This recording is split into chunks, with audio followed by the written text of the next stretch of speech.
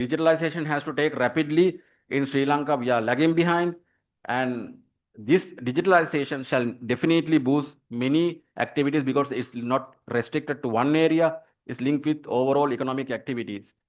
So it is identified that our digital economy in our country has the potential to grow over USD 15 billion. Government focuses on digital transformation in both governance and service deliveries. And then, so those are the strategic objectives that government is expecting out of the overall budget. So hopefully, let's see, a proper plan has been laid out to achieve that. So integrated treasury management system, ITMIS, shall be introduced in order to eliminate the fraud and corruption. We have seen a tremendous improvement to curtail the fraud and fraud and corruption, and that hopefully that will be continued and enhanced so that a considerable part will be saved to the economy, not being leaked out. So that's something very important. Public Commercial Business Management Act has been introduced to better regulate SOEs. So this something similar name was there in the last budget as well. So hopefully this will come into effect. Public Asset Management Bill will be introduced in 2006 to effectively manage the state assets, including lands. So these are the legal reforms that are being expected. Then Proceeds of Crime Act has been enacted with an allocation of separate police unit under dedicated DIG. So RAMI system to be modernized, RAMI system to be modernized through upgrading the current RAMIs with RAMIs 3.0. So I think we all as tax professionals have problems with RAMIs, and still we are not able to see our returns that we have submitted, and the appeal submission is not being done through the RAMI system, and hopefully in the future all our compliance has to be done through the RAMIs, and that would be the ideal situation. And also we should be able to see what the progress of appeal that made so far, and so those kind of things hopefully will come out of this. Then to create a stronger rule-based incentives regime for foreign and domestic investments, amendments have been proposed to both Strategic Development Act as well as Colombo Port City Commission. The amendment streamlines the procedure for foreign direct investments. So hopefully the incentives will be through those two acts, and I hope that it will be formalized to have a proper way of providing incentives and swiftly without further delays. Then Public-Private Partnership (PPP) Act to be passed in the Parliament to accelerate the infrastructure projects. So that's something, another vital factor in the economy. Investment Protection Act to be passed in 2026. Then developing, that was there in 2025 as well. Developing auxiliary zones as service zones associated with existing investment zones at a provincial level. It is expected to develop SMEs into value chains. Nearly 3 billion has been allocated for this project.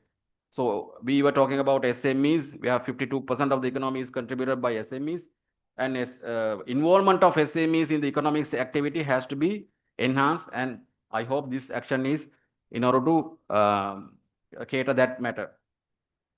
It has been allocated a sum of rupees 1.5 billion to construct technology parks at Digana and Norelia. So hopefully this will be achieved. Based on digital economy, single window mechanism to be implemented under Board of Investment. So when you take mainly SMEs, I'll quickly go through. There are different loan schemes that are being proposed. One thing is loans amounting to 7 billion has been arranged through the National Credit Guarantee Institution, where it has already disbursed some loans, and then 25 billion allocated to facilitate SME.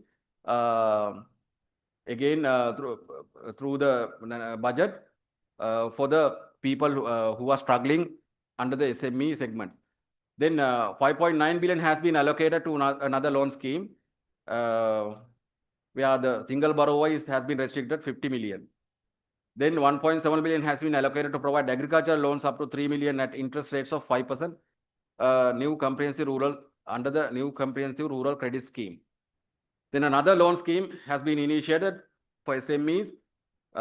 It's 7.7 billion with again a maximum credit limit of 50 billion. So likewise, another loan 6.2 billion has been again allocated and to the total of 15 billion. So these are the main points in the budget when you consider that we can see for the revival of the economy. So these, I won't go into the merits of these things, but these are the things that came from 2025 main budget. So supply side economic policy objectives were there. And I hope anyway, this 2026 budget also we can reflect these attributes coming out and the demand side policy objectives and the mechanism to achieve the above supply and demand policy objectives would be through the competitive market and the government to regulate and the active government participation. Then investor promotion and digitalization are again have become a continuous process in 2026 budget as well. So those are the most salient features that I see in the budget. So last time, last budget 2025, we had some few legal reforms, and I hope that those legal reforms will be realistic and will come into effect in 2026. So one thing is the act on exchange information between state institutions. I hope that this will be implemented, and Investment Protection Act has been proposed in 2026 as well. Then State Business Enterprise Management Act is something again coming as a different form, but it will be implemented. Then Private Public Partnership Investment Management Act is another act which has already been mentioned in the 2026 budget as well. Then Statistics Act, Valuation Act, and Public Asset Management Act. Public Asset Management Act has also been proposed in 2026. Then amendment to the Paddy Marketing Board is another act that has been proposed in 2025. So all the acts that were proposed in 2025 hopefully will come in 2026 as well. So that's it with regard to the synopsis of budget 2026. And at the panel discussion, we will see how this have been instrumental, this will be instrumental in creating a better economy to Sri Lanka. Thank you very much.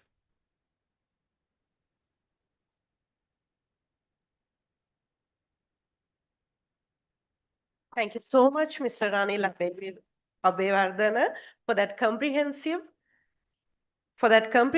overview and your clear articulation of the budget's impact on our economy and tax framework.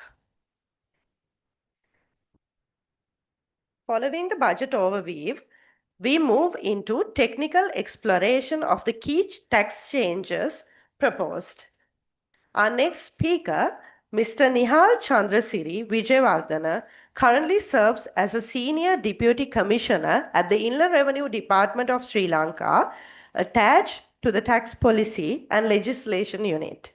Mr. Wijewardena holds a Bachelor of Science in Accountancy and Financial Management Special from the University of Jayewardenepura and Master of Business Administration in Taxation from the Postgraduate Institute of Management, where he graduated with a merit pass and was awarded the Dr. Saman Kalegama Memorial Golden Medal for the best performance. He has been an active member for several key committees within Inland Revenue, including Transfer Pricing Group, the new Inland Revenue Act Implementation Steering Committee, and both Media and Interpretation Committees. His expertise bridges policy, legislation, and practical taxation, making him a vital contributor to Sri Lanka's modern tax administration framework. Ladies and gentlemen, please welcome Mr. Nihal Wijewardena on stage.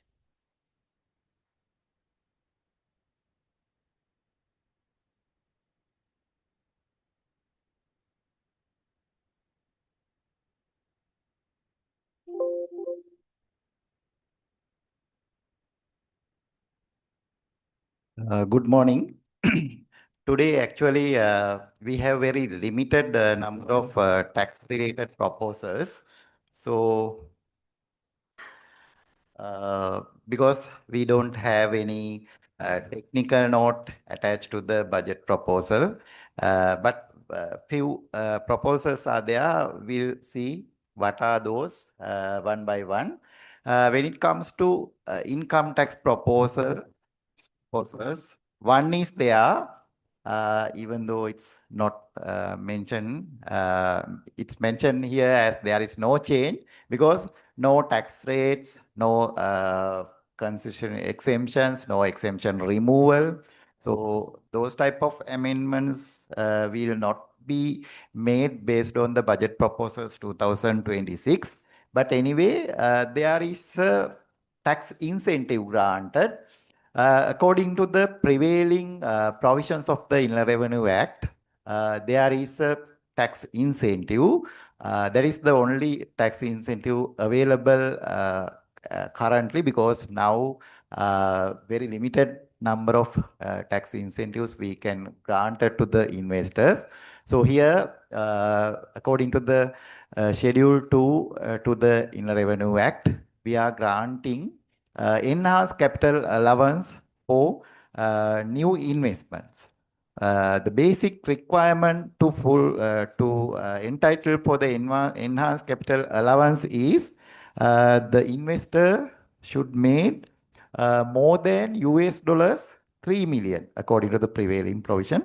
They have to invest more than US dollars 3 million in Sri Lanka, and the investment should be made on depreciable assets, not on any other types of assets, and depreciable assets exclude intangible assets as well. So therefore, there are actually in Sri Lankan context, service sector is the most dominant sector in the economy because they are contributing more than 50% of the GDP. So in service sector oriented businesses, the investment in depreciable asset is very limited. For an example, if we are talking about the IT sector, their claimability of enhanced capital allowance is very limited because they cannot fulfill this requirement. That is US dollars 3 million requirement. They are very difficult to fulfill because they don't require much more investment on depreciable assets. So it was a challenge in granting tax incentive for that type of service sector oriented businesses. And for the SME as well, because US dollars 3 million is approximately LKR 900 million. So it's very big amount for a service sector businesses and for SME sector. So therefore, there is a requirement to reduce this minimum threshold. So this time that was recognized. If we are seeing the existing provision, second schedule, the minimum level is 3 million. From 3 to 100 million, 200% is allowable for northern province investment, and for other province, additional 100% is allowed. This means after the project implementation period, if you fulfill the investment requirement, they are entitled for additional deduction of capital allowance on the relevant year. Means, say, if you invested on a machinery rupees 100,000, you are entitled for normal capital allowance amount of rupees 20,000. So ECA deduction is entitling by you means you are entitled for 100 plus 20,000 in the first year. So the deduction is exceeding your normal profit, and therefore there may be a loss in first 2-3 years. So accordingly, the normal loss deduction rule permits losses to be carried forward only 6 years. There is a extended period to deduct losses as well. So that period 10 years is available there, depend on the investment. 100 to 1,000, 150% ECA deduction is granted. For investment exceeding 1,000 US dollars million. So there, the loss deduction period carries, they can carry forward losses up to 25 years. Likewise, ECA deductions are available, and now the threshold has been reduced to 250,000. So now that 3 million reduced to 250,000 by enabling the service sector oriented businesses and for SME sectors to invest in new businesses, because earlier also we had temporary concession under the 6th schedule of the Inner Revenue Act. So that section actually misused by most of the taxpayers at that time. So this time the basic intention is to give tax incentive to the eligible new investors. So accordingly, the provisions will be improved, and there is no, the budget proposal, it doesn't mention that there is a extended loss deduction period also, but depend on the amount of the investment, I think sometimes that may not be required. So we'll see in future whether it is required or not. So anyway, this is a good opportunity because most of the investors who are seeking tax benefits when they are doing investment, especially people who have earned foreign currencies outside Sri Lanka, Sri Lankans, they wanted to invest in Sri Lanka, and they are asking from us as well, what are the tax benefits available for them. So this is a kind of tax benefit, and it's a kind of tax holiday as well, because as I explained, from the first 2-3 period, they might end up with a tax loss. So there is no tax payment for those period in most cases. So therefore, they can carry forward their losses, and they don't want to make tax payment depend on your computation. So it's a, even though it's labeled as a additional deduction because it's a accelerated depreciation kind of tax incentive. Anyway, this is one side, it's serve as a tax holiday for most of the taxpayers because of their tax computation. So I think this can be used by the taxpayers in future and get the benefit what the government is also expecting from this 2026 budget. So then we will move to discuss about the changes available to the value added tax. So first, the threshold, registration threshold will be reduced from January 1st, April 1st, 2026. Existing threshold reduced in 2024 to 60 million for a year, or for a quarter it's 15 million. So the same threshold again reduced to 36 million for a year, and 9 million for a quarter, means 3 million for a month approximately. So the same threshold they are going to introduce for SSCL as well, and so from 1st April 2026 onwards, the compulsory registration, because other than this registration, there is a voluntary registration, and for the people who are importing goods for commercial purpose, they have to get the permanent registration. This change is serve as a compulsory registration. If your total taxable supply is exceeding this limit, you are mandatorily registered for VAT purpose. Then the removal of fabric exemption, because the fabric are subject to cess tax according to the current provision. So the provision available in part 3 of the value added tax I have mentioned here. So this is also a request from the businesses who are engaged with the sector, especially garment manufacturers. They are for when it comes to the garment industry, there are formal suppliers and informal suppliers. So both are making sales tax at the time of importation, especially. So it's a cost for them, especially for registered person. The formal people have registered. Say, if you are manufacturing garments, you are a VAT registered person. And as a VAT registered person, if you are making VAT, you are entitled for input tax claim. But since you are making cess payment, you are not entitled for a input tax. Means your cost is more than the others. And it's not a matter for informal sector because they don't register for VAT, or they avoid the registration even though their registration threshold have been exceeded.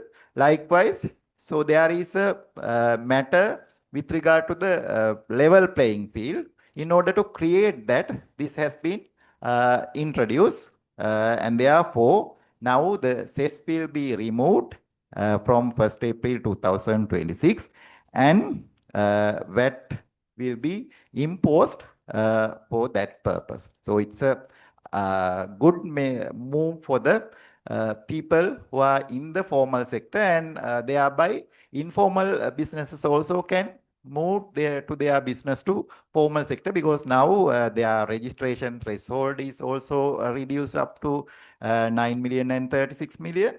So thereby the VAT registered person, number of VAT registered person may increase, and especially for some of garment sectors, more than 95% of the garments are manufacturing and supplying by the informal sector. For informal means they have not registered. Sometimes, as I said, they are manufacturing more than the VAT registration threshold. They are value of supply more than the threshold, but they avoid the registration as well. So from this proposal, and together with the VAT registration threshold proposal, I think the level playing field will be created for the industry, especially not only for the garment, even for umbrella market, they also importing fabric. So they producing umbrella to the local market. So they also expecting this type of policy proposal and an amendment, because they also should entitle for the input tax. If we collecting cess, they can't entitle for input tax. So therefore, this has been introduced, and therefore it's a good proposal as well. So when changing the VAT registration threshold, financial services are liable from the previous amendments. Their threshold is 3 million for a quarter and 12 million for the annum or year. So that was not changed from the previous years and from this one as well. Then the next matter is also an answer for the industry of coconut oil and palm oil, because importation of coconut oil into Sri Lanka subject to SCL, special commodity levy. So they charge special commodity levy at the time of importation. After importing that, they are refining this coconut oil to be used in the local market. So that their refining process will fall under the definition of manufacturing according to the VAT law.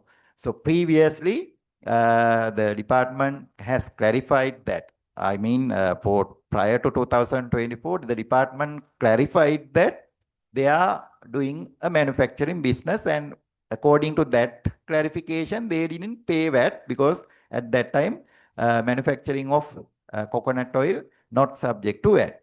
So after introducing VAT for manufacturing of coconut oil, they subject to VAT. Now the matter is they importing coconut oil and palm oil. And after that, they are doing some of refining works, and refining process will fall under the definition of manufacturing. So now the matter is they are making SCL at the point of importation, and after refining those imported coconut oil, they are subject to VAT again. So their cost is more than the local manufacturing coconut oil producers. So therefore, that should be answered by the government, and so this is the answer. Now, SCL will be removed from the point of importation and now subject to VAT and SCCL, same as local manufacturers of coconut oil and palm oil. So there are also level playing field is created for the industry.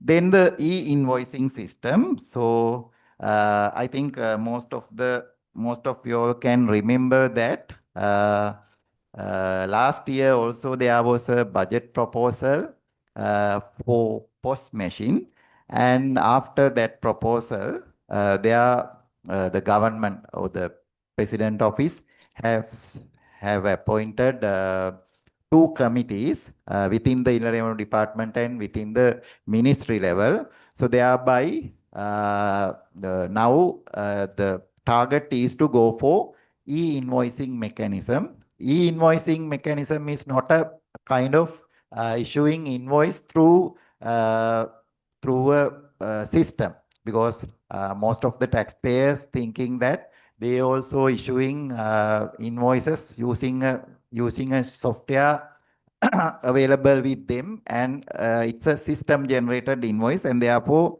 they identified it as a e-invoice. But it's not the case.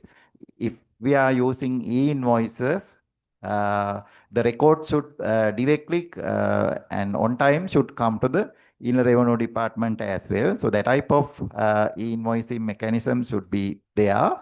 So as specified in the budget proposal, the project has been started, and now in the first stage, there is a pilot project, and 80% of the pilot project has been completed now.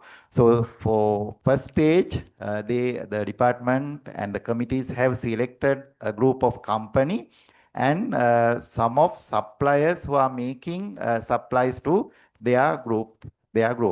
So the group of company is primarily exporter, and the suppliers are deemed exporter because they are providing goods and services to the exporter. So the pilot project has been selected like that, and for their ERP, API software has been provided freely to them.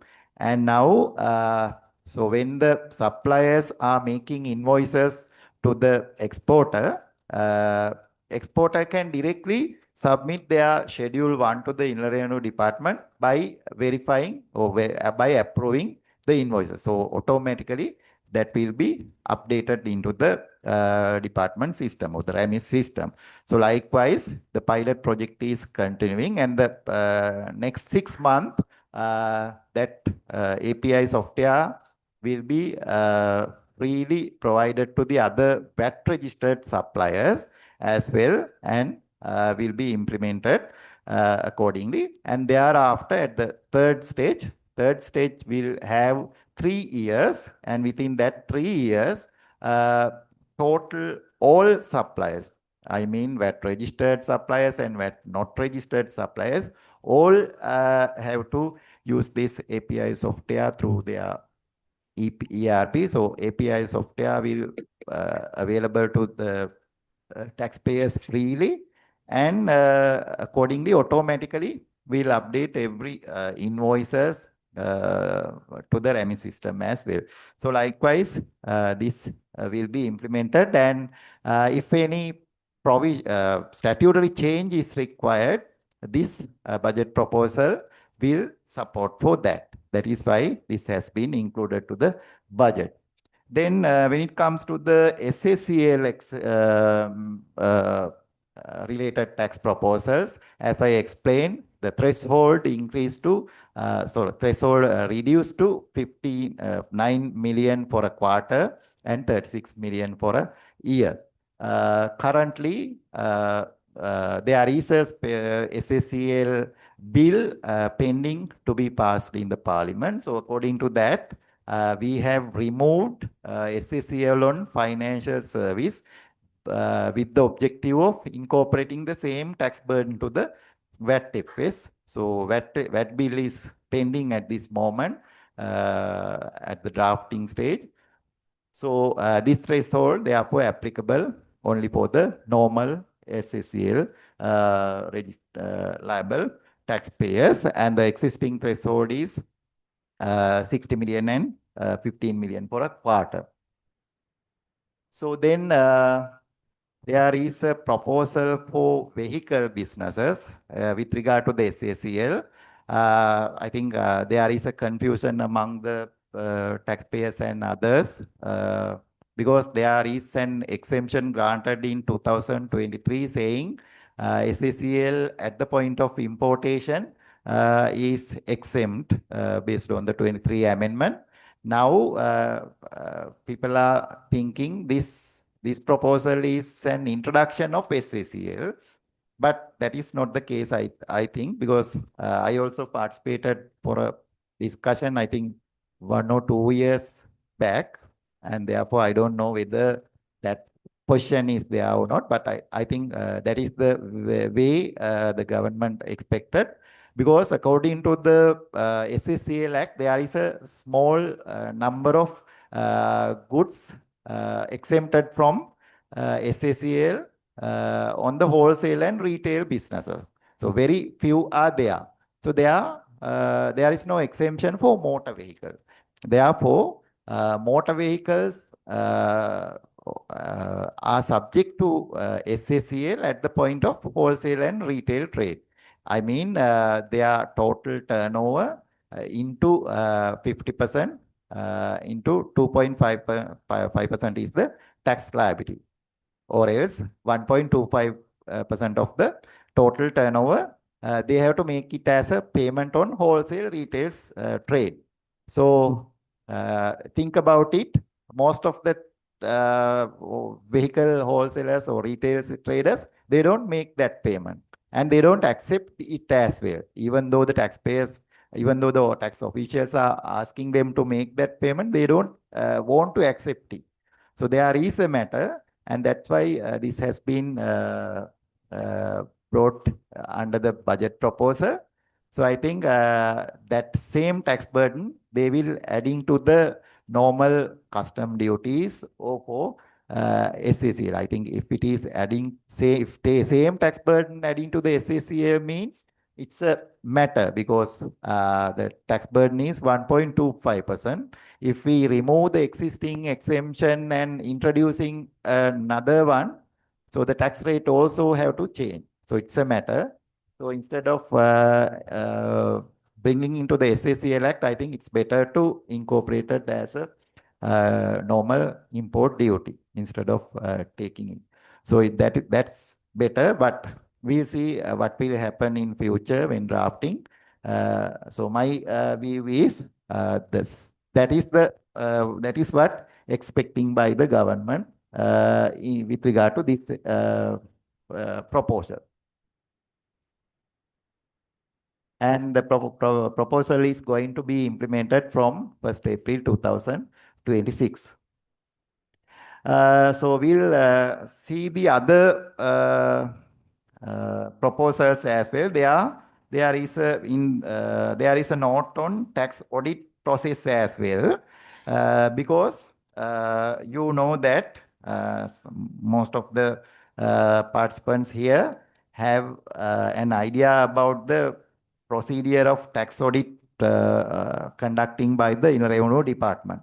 So now the tax audit selection and everything doing ad hoc basis. Some of taxpayers may subject to repeated tax audit. Some of have never subject to tax audit because the cases will be selected by the officials, and sometimes cases will be selected based on the information received to the Inland Revenue Department, because now the generation of information have been strengthened in past 2-3 years due to different policy and statutory amendments. So therefore, most of the recorded information we are getting, and based on those information and based on the issues fines by the tax official, they are selecting cases for tax audit. So those are actually ad hoc selection methods. So it's not a best practice. And therefore, this time it was proposed to introduce a new tax audit mechanism for Inland Revenue Department, and this is going to be implemented from the tax returns that are going to be submitted by the taxpayers with effect from 1st January 2026 onward. The expected procedure is selecting audit cases by the risk management unit. So now also there is a risk management unit, and they estimating risk of the taxpayers based on the information received, and this should be further streamlined to develop cases, because now they purely focus on the information what they getting, but that is not suitable. So they have to analyze financial statements and other external and internal information, and they have to select it, because that is the international practice available around the other tax jurisdictions. So accordingly, they will select the cases, and the cases will be reviewed by the committee appointing by the Commissioner General. And after that, those cases will be selected as for tax audit, and they will audit it. And there is a requirement to do some tax statutory amendment as well, because if we select those cases and other cases allocated to the officer, then officer will be responsible for those cases. So that responsibility also should be removed, because the statute itself should accept other than cases selected by the risk management unit and the committee. So likewise, the procedure will be decided in future, and the provisions will be introduced in future. We'll see how that will be implemented, because these are provision. Then going to discuss about the AML CFT framework. According to the Sri Lankan country perspective, and the discussion available in world, money laundering and terrorist finance posing a significant challenge to the world economy, because through money laundering, some of jurisdictions' financial stability can be destroyed.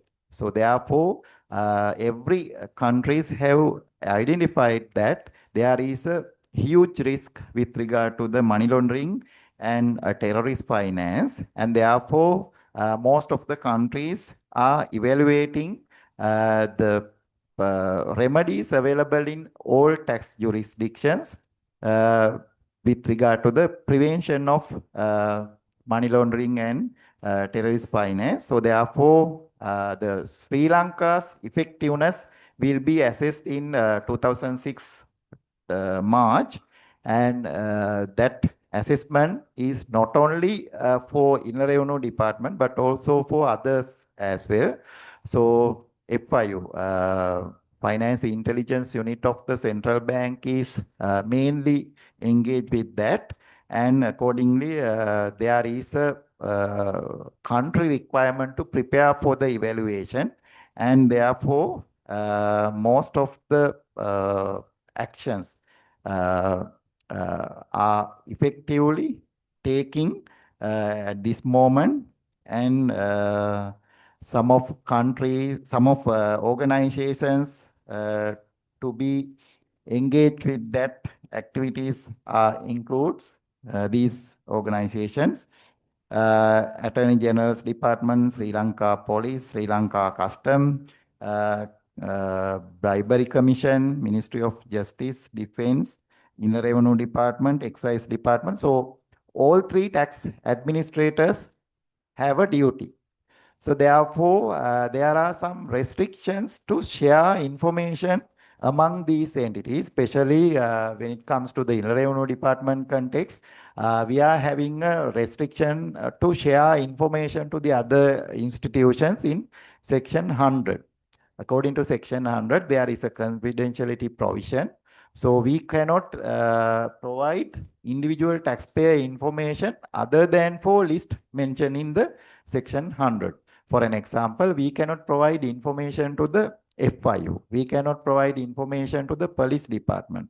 So this provision, this proposal is a generally drafted one to enabling those provisions. Currently also we have drafted Section 100 and agreed to provide information to the FIU and police department because for an example, say if we received information with regard to a person who done any activity, it's our liability is to collect tax. As taxpayers, you know that for tax purpose, there is no matter whether the income earning activity is legal or illegal. We can collect tax. If it is a business, we can collect tax whether that business is legally permitted by the country or not. Because gains and profits, so profits and income are subject to income tax. For VAT purpose, SACL purpose also, turnover, taxable supplies are liable for VAT and SACL. But sometimes those activities may not legal. Say drug trafficking, likewise other illegal activities. We don't want to see whether those are legal or illegal. It's our liability to collect tax. So now that is not possible. We have to collect tax, but we have to provide information to the FIU and other institution as well, because through this AML CFT framework, it's expecting to have a proper mechanism to counter these things based on the risk associated with money laundering and terrorist finance activities around the world, and risk available to financial stability of the relevant economies. So therefore, there is an expectation to counter for these things, not as a single jurisdiction, as every countries we have to face it, and therefore when it comes to our case, we are engaged with the tax criminal offense audits. According to the Inner Revenue provisions, they are the tax evasion, basically tax evasion, under reporting, purposely providing false return, purposely not providing returns, purposely not registering for returns, false refund claims. So everything considered as tax crime according to the tax crime provision. So therefore, based on that provisions, FIU also asked from us the tax audit and results what the Inner Revenue Department has taken. So therefore, not from this year, from the last year as well, we have started tax criminal investigations, and some of cases reported by the newspapers as well. So you may have seen that. And now there is a requirement to incorporate these tax crime related provisions to the Value Added Tax Act as well. So in future, if any taxpayer without registering for VAT, collected VAT without having relevant power, that will consider as a tax crime, and they will subject to tax crime. Say the requirement to have tax crime related provision. Suppose that earlier cases when we are doing tax audit, we are collecting the due tax. First, after finishing the tax audit, we are collecting the due tax and we collect some penalty as well. So it's a late payment penalty, no? Because taxpayer have to pay the relevant tax before the due date. So we collected some of penalty after the tax audit means it's only a penalty plus penalty for late payment plus the due tax. So think about a case like robbery or something stolen by a person. So in that case, if the person who done that conduct, if we hand over the goods stolen by them, so is it enough? So we have to take some action as well. No? So there is a procedure. So likewise, when it comes to the taxation, collecting of due tax plus late payment penalty is not enough, and there should be a penal action as well. So that is what expecting from this tax crime investigation, and based on that, criminal action includes penalty plus imprisonment available in the criminal section. So the provisions incorporated to the act, not from the amendments, but also these provisions effective from 1st April 2018.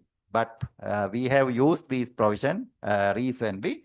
Our duty is limited only to develop the case and report to the Attorney General's department, and thereafter they will take that case to the court and take the action. So now I think the awareness among the taxpayers is very important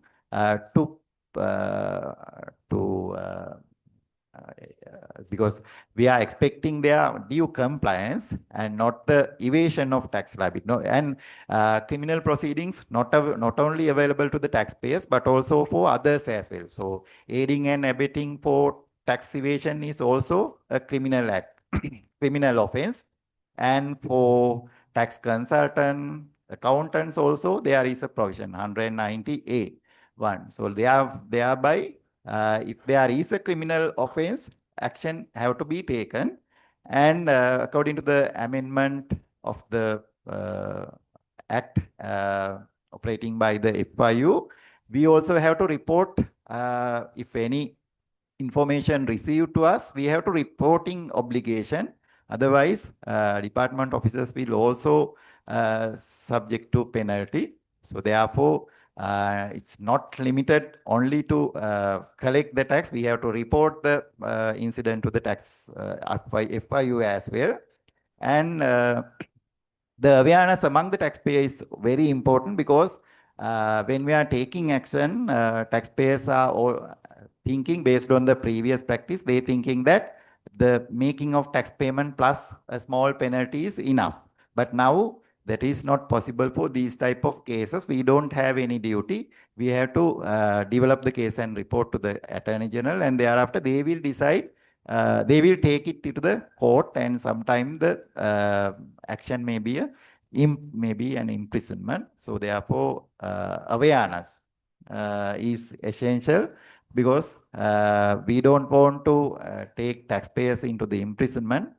We are expecting taxpayer compliance. So if you complying correctly, you don't want to worry about these things. So that is what we are expecting. And as I explained, so in order to answer for some of loopholes, like say, if we require some penalty amounts, if we require some provisions to give details to the other authority, provisions are required to be incorporated to the amendments. That's why these type of general proposal incorporated to the budget proposal, because it's not limited only for the Inland Revenue Department, but also for other tax administrators as well. So if any provision is required to effectively do this AML CFT framework related process, that could be done based on the proposal made in the National Budget 2026. So anyway, this opportunity is so very important because you also can inform to the taxpayers the correct compliance is essential because of these criminal tax investigations. Then other taxes are concerned, telecommunication levy, not collecting by the Inner Revenue Department, it's collecting by the TRC. So generally, it's not important for general tax paying public because this is a matter of telecommunication companies because they collecting telecommunication levies and making payment to the TRC. So bad debt was not allowed based on the provisions of those act, and now it's allowed because it's very very fair. Otherwise, most of the users may not pay the relevant amount, and after the so the connection may be disconnected. But the tax could not be collected, so it should be allowed as a deduction for them. So this change introduced for that purpose, and similar to other tax act, bad debt is allowed as a deduction for them, and if anything collected after, so it should be included for tax purpose, for telecommunication levies purpose. Then tariff structure also not under the Inner Revenue Department. So there is a policy to change the existing tariff structure, and accordingly the para tariff structure also be changed in future as informed in the National Budget Proposals 2026. So those are the main budget 2026 related tax proposals. So others we can discuss. Thank you very much.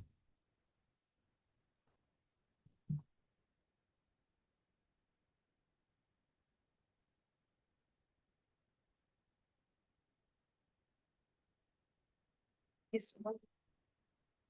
Thank you so much, Mr. Vijayawardena, for that informative session on the technical dimensions of the 2026 tax reforms.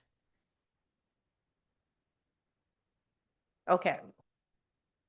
It's time to recharge before we dive into our panel discussion. For those who join online with us, grab your cup of coffee. And we'll be back in 15 minutes with an engaging, power-packed panel discussion. And for those who are here, you can enjoy the refreshments. Thanks so much. 45.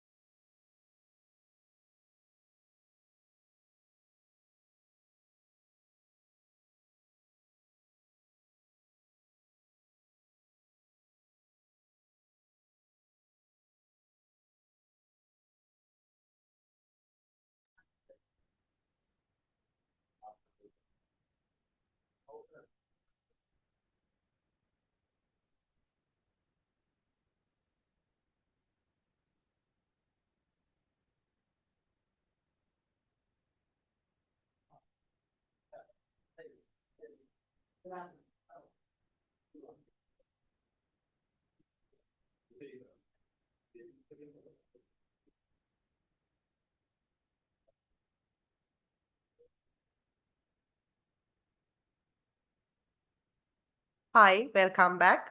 Hope everyone has rejoined.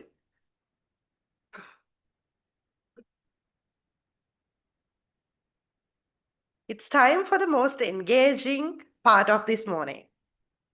So this is our power packed panel discussion and Q&A session. So we are honored to have a discussion with an exceptional panel of thought leaders representing diverse sectors of taxation, policy, and finance. Let me take a moment to introduce them one by one.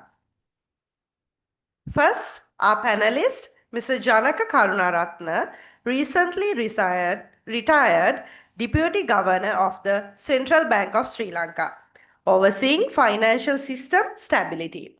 He brings over 34 years of experience in financial regulation, supervision, currency management, and policy development.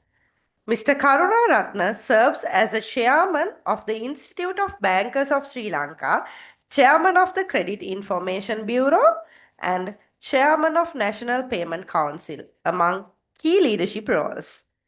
He has also served as a chairman of Sri Lanka Accounting and Auditing Standards Monitoring Board and is a fellow member of CIMA UK and a chartered global management accountant. Please welcome Mr. Janaka Karunaratne on stage.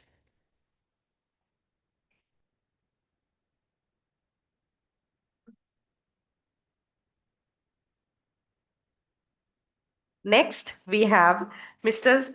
K. Sudarshana De Silva, Director of the Department of National Budget at the General Treasury. Mr. De Silva brings over 15 years of experience in public financial management, budget reforms, and good governance in Sri Lanka. He plays a key role in formulating and monitoring the national budget while also supporting parliamentary oversight bodies such as COP and COPA to enhance financial accountability in the public sector. He holds a master's degree in economics from James Cook University, Australia, and is an associate member of Institute of Chartered Accountants Sri Lanka, with an international training from institutions like IMF, World Bank, and OECD. A warm welcome to Mr. Sudarshana De Silva on stage.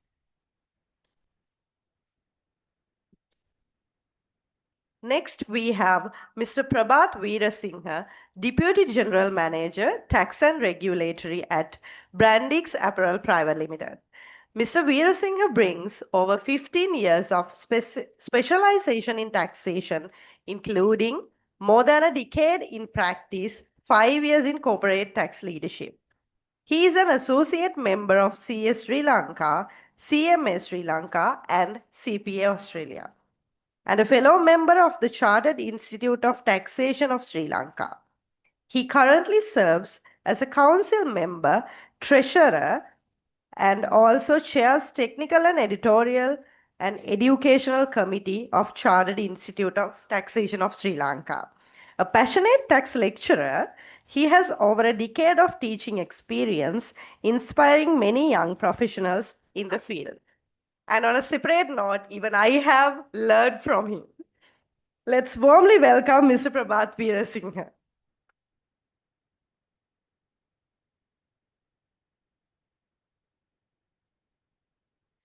Next, we have Mr. Nihal Chandrasiri Vijayawardena, Senior Deputy Commissioner, Inland Revenue Department.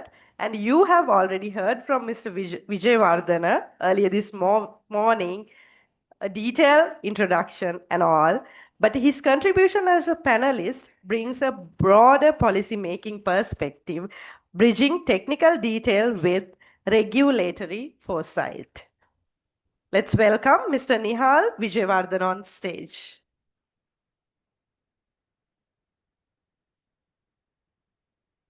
Finally, we have Mr. Ranil Abeyewardena, the tax expert, joining the panel once again, whose earlier presentation provided us with a macroeconomic overview of the 2026 budget. Now, ladies and gentlemen, I'm pleased to hand over the session to our moderator, Mr. Ranil Abeyewardena, to lead this throughout provoking discussion and the Q&A session.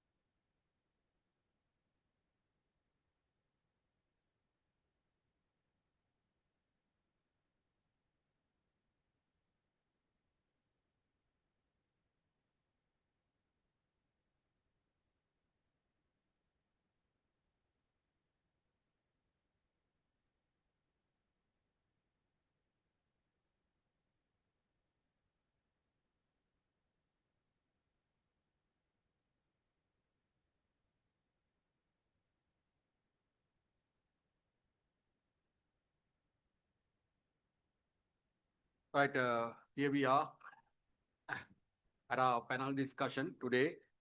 We have some distinguished gentlemen representing their respective fields who are experts in their respective professions and who will be sharing their thoughts with regard to matters that are coming out of the present budget. And the structure of the panel discussion would be that the initial plan was to go until 11:30. Hopefully, we'll see how far we can go back. Now it's almost close to 11. See whether we could end by 11:45. So from 11:45 onwards, we can allocate another half an hour for the physically present participants as well as the online participants to raise their questions, voice their questions through the online as well as physically. The physical participants are expected to take the microphone and ask questions, and the online participants would be required to unmute their mics and ask the question.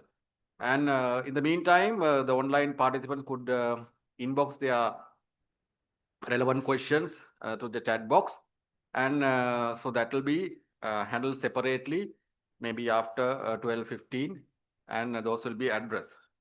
So my first set of questions will be forwarded to Mr. Nihal Vijayawardena, because we as the Chartered Institute of Taxation are very much concerned about the tax implications and the impact on that. So let me ask few questions with regard to the matters that that have come across with today's budget proposals, what he elaborated through his presentation. Mr. Vijayawardena, my first question would be with regard to this eligibility with regard to the enhanced capital allowance of SME segment. Now that investment has to be done in USD terms. Am I right?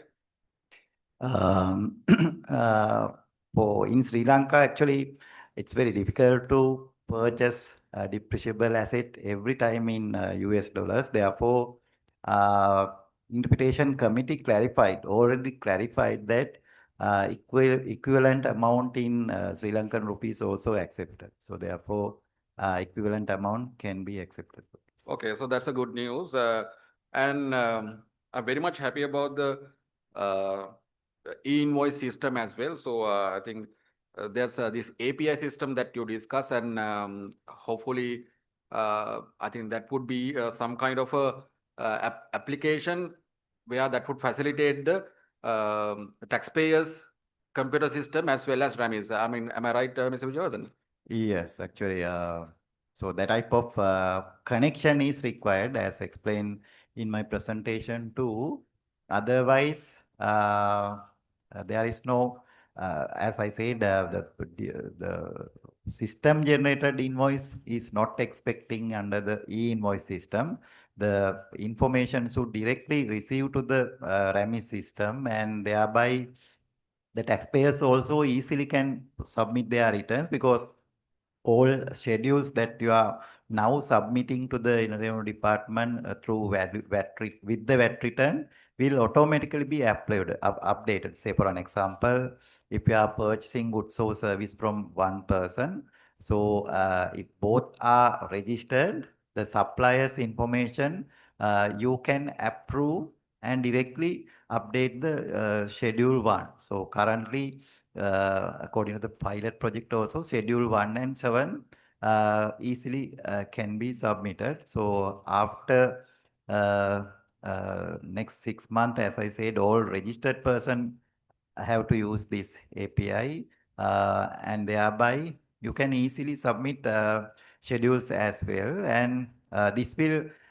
facilitate for the VAT refunds as well, VAT refunds, because now you know that all schedules can be updated real time.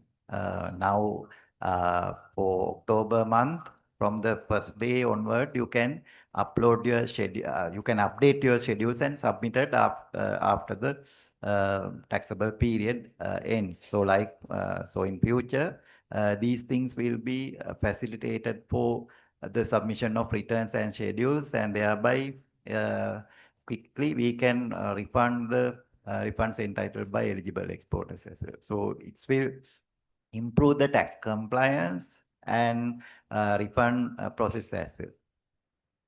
Okay, thank you. I think that's an ideal proposal that are come in, and then also an execution, because all these times there are many problems with regard to mismatches, and hopefully mismatches could be avoided, and both parties of tax can have the real-time experience when it comes for approving as well as getting their refunds. So when it's done through the systematic computerized manner, then most of the fraudulent and incorrect methods also can be avoided. And the other thing is, Mr. Vijayawardhan, with regard to this ALM and CFT, now you said that it is required for all of us to be compliant with the tax, and hopefully I don't think that we will be put it into jail for me of the sake of not submitting the return, but however this will have penal repercussions, not confining to the fines. Am I right, Mr. Vijayawardhan? Yes, actually, the awareness should be there. So people are thinking simply about these things, because the practice is when they quoted by the tax official, they make the tax payment plus late payment penalty up to now. So that is that is what people are thinking now. But when we when we started tax crime investigation, now, when telling the repercussions and legal consequences, most of the taxpayers are crying. So, because we don't have any duty to release them, there is a provision to compound these criminal offenses. So there is a procedure for impeding those type of compounding those offenses, but the legal consequence is serious, and we are taking these type of actions against serious tax evaded cases at the beginning based on the information received. So as I said, we are expecting good tax compliance because it's the legal duty. It's a duty that every taxpayer should comply, and they have to make correct tax payments. They have to submit returns. So we and both tax consultants in a revenue department always helping taxpayers to comply correctly. So these type of seminars and everything organized for their benefits and through the knowledge what they are getting, they can correctly comply. So if most of the taxpayers are complying correctly, others should also have a legal action.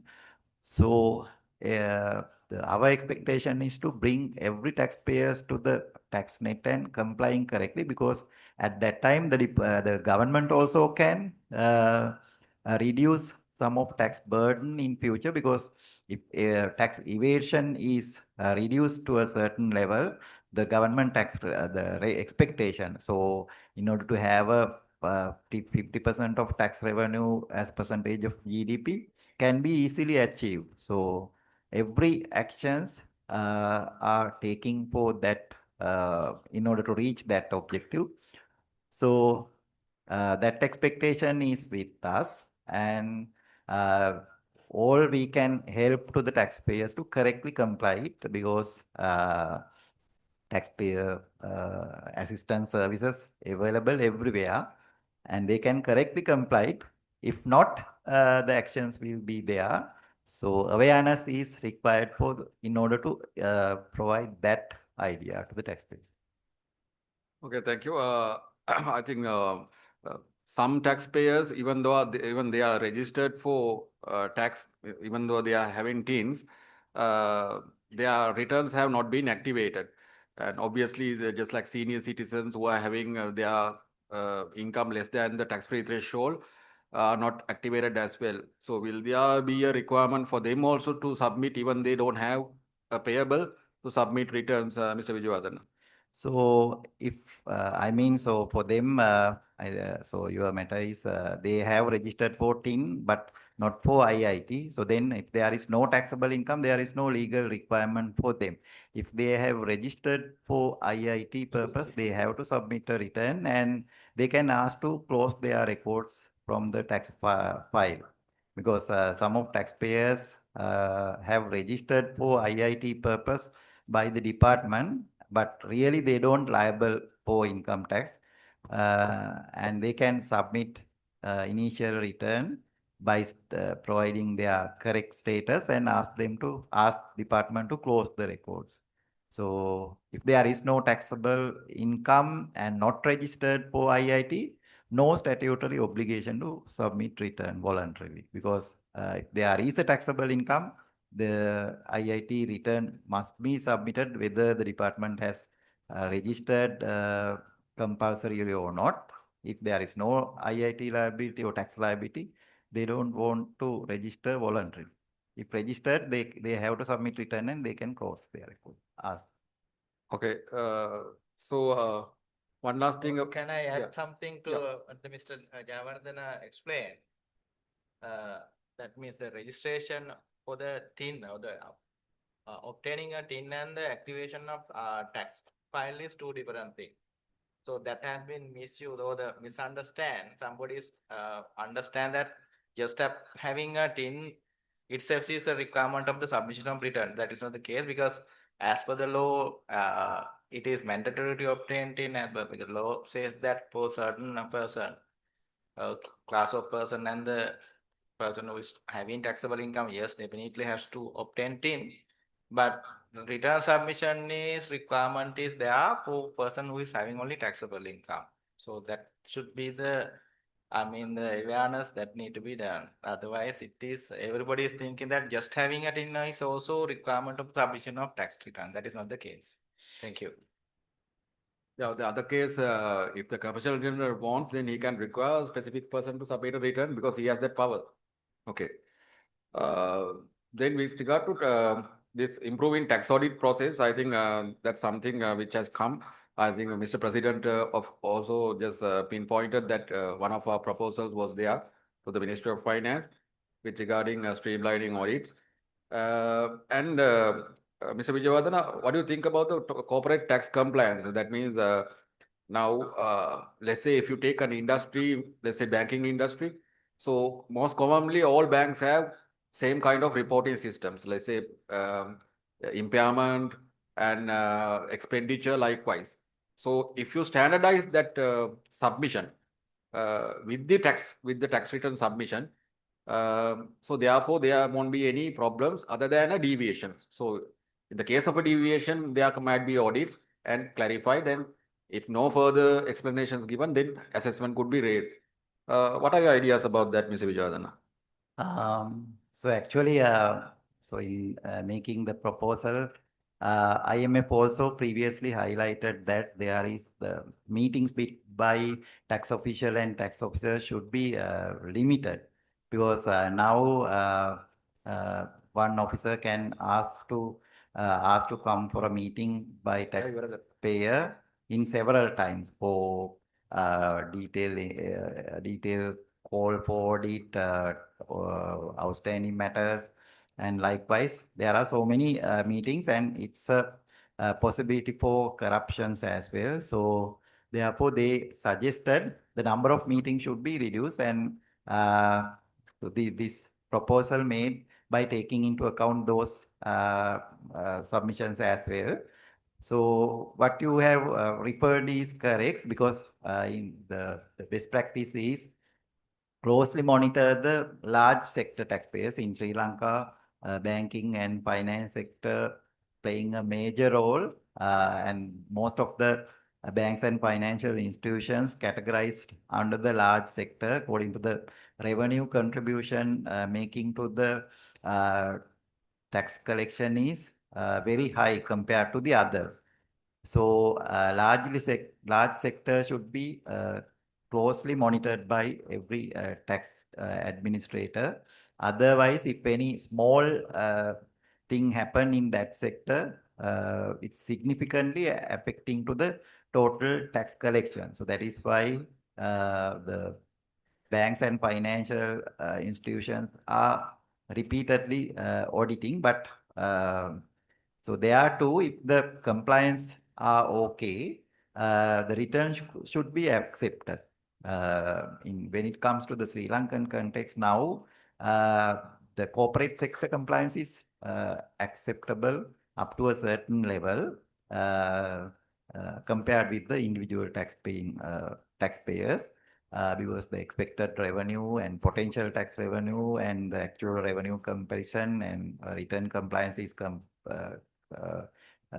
verified. There is a matter in individual taxation, but large sector, as I said, should be closely monitored. I think from this proposal, some of issues facing by those type of large taxpayer sector should be addressed. And yes, well, as you referred, say impairment, when we publishing the relevant Gazette notification issued under Section 66, the Gazette itself provided a schedule format. In schedule format, there it specified what are the information should be mentioned and submitted. So that could be collected as a part of the return as well in future. But the thing is, sometimes officers may deviate from that circular, but you can argue with them because this is the legal requirement why you are asking for a different schedule. So because it's specified and the Gazette notification specified based on the submission obtained from that branch officers as well. So there is a certainty with regard to that according to the current context. Likewise, for some of issues, I think in future those matters will be solved, because now the leasing matter, now the taxation is very similar to accounting profit. And likewise, most of the issues have already been solved. So if any area, as you said, we can simplify their compliance requirement and can improve the self-assessment basis instead of going for tax audit. Okay, thank you. Also, we all know that Sri Lanka's tax compliance is not that, in a satisfactory manner. And because of that, the required revenue has not been collected. And there are a lot of free passengers that we have seen. And at the cost of the genuine taxpayers, just like you and me, who are employed and some are doing their own business, at the cost of us, then many people are having their benefits from the government. And some people ask, what is the purpose of paying taxes? I would like to say, the main thing what the tax facilitate is the law and order. If the law and order is there, we won't be able to sit here and have our discussions. No lady won't be able to go out freely. So the law and order protects us.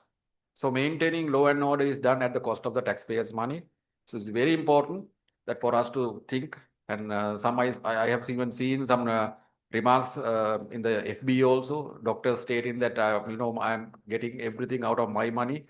I pay my school children bills, and I pay for my food and beverages and other requirements. So what the purpose of having taxes? What's the purpose of paying taxes? So all that is being done at the protection of law and order is the umbrella cover that protect all of us. So with that, Mr. Vijayavardhana and also Mr. Sudarshan also might be able to give us some insights with regard to that. I'll come back to you, Mr. Sudarshan, separately with your questions. But what would be the main measures that have been taken to enhance the tax compliance in Sri Lanka? Because if you see now this graph also, GDP and the tax revenue, there's a huge gap. So the income that is being generated out of the GDP is not being derived properly. So it's called the tax buoyancy. So the tax buoyancy is at the minimum level we could see, but it's improving slightly with the measures taken by the government in 2024. Hopefully, the graph will continue, keep on increasing, narrowing the gap. So let me ask Mr. Sudarshan also the measures that have been taken to enhance the tax revenue.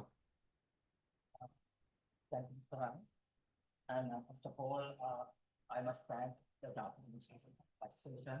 Also, for inviting me representing the General Treasury, the Department of National Budget for this significant forum. And when I take your question like this, the most importantly, what is government focusing is the digitalization effort. The manual system has done a lot of damage to this tax collection effort and tax administration.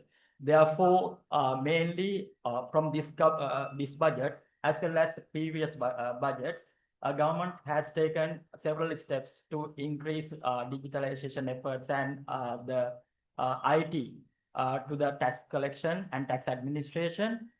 If you take this budget mainly, 3 billion rupees has been allocated to enhance the productivity and improve the RAMI system, Revenue Administrative Management Information System. And likewise, there are sort of procedures underway to introduce a lot of infrastructure for the IT related infrastructure to improve the transparency as well as the collection efficiency of the Inland Revenue Department. Thank you, Mr. Vijayavardhana. Would you like to add something with regard to that? Yes, actually, digitalization, as far as potential tax revenue is concerned, previous 2-3 years, there were so many policy measures and administrative measures taken, and some of them are yielding results now.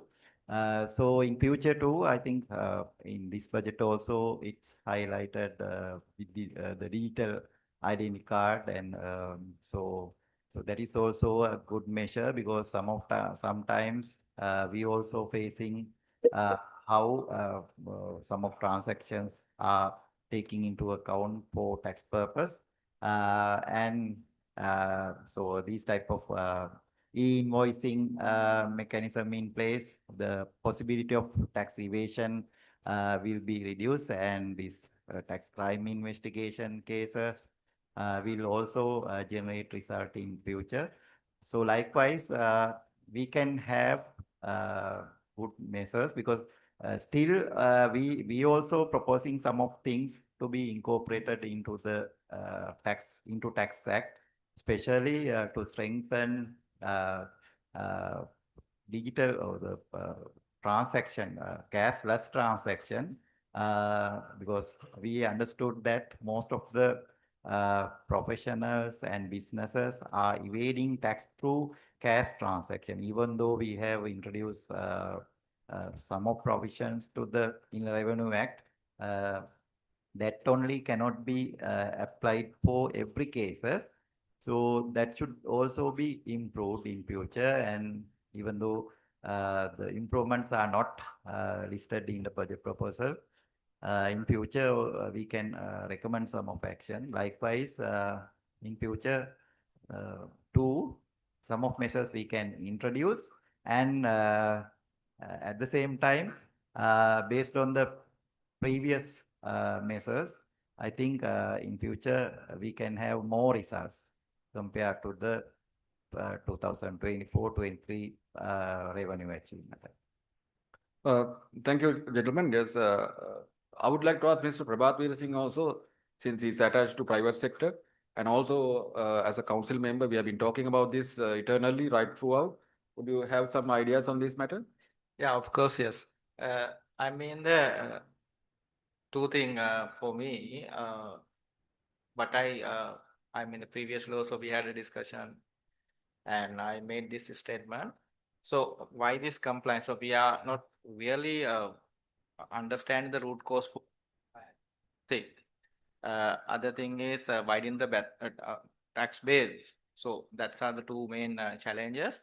So thing is that to me, what I understand is the if we want to really make the compliance rate is high, definitely yes, tax culture need to be set up in Sri Lanka context. I didn't see that because I mean, compared to the previous years, yes, of course, as Mr. Yavardhan mentioned, there's a development improvement, but you know that, so why the people or the taxpayers are not coming to this tax system is basically 3 points. What I can highlight, one thing is that what you mentioned, Mr. Ranil, yes, what is the benefit, what you are giving paying taxes for the making compliance? Either it should be to me or it should be somebody else that really should, that benefit should go. That confidence we have to build up in the taxpayer side. To taxpayers, we have to show that, yes, your money has been correctly for the use for the real purpose. So objectively. So second thing is knowledge gap. So why people are not paying taxes? So because as Mr. Javadar mentions, yes, now the simplification is there. Previously, there's so many complications in the taxes. Somebody, so you may heard that scholars has mentioned that understanding his tax is very difficult even in very professional person. So there is therefore how the layman is understand this law. So that is the second thing. So make awareness and make simplify this tax law structure is the second key point. And third one is there should be a reputation for taxpayers. So if we are addressing these things, I know that even say as a private sector representative, say even we to earn 1 rupee, we have to make so many effort. So for the government side, so the support to entrepreneur, the recognition of that entrepreneur and the support of facilitates should be there. And doing these three main pillars, I feel that compliance and also the objective of this revenue targets or whatever thing, for the tax objectives, not only for the revenue, even economic or the social objective can be achieved. So that's my view. Thanks.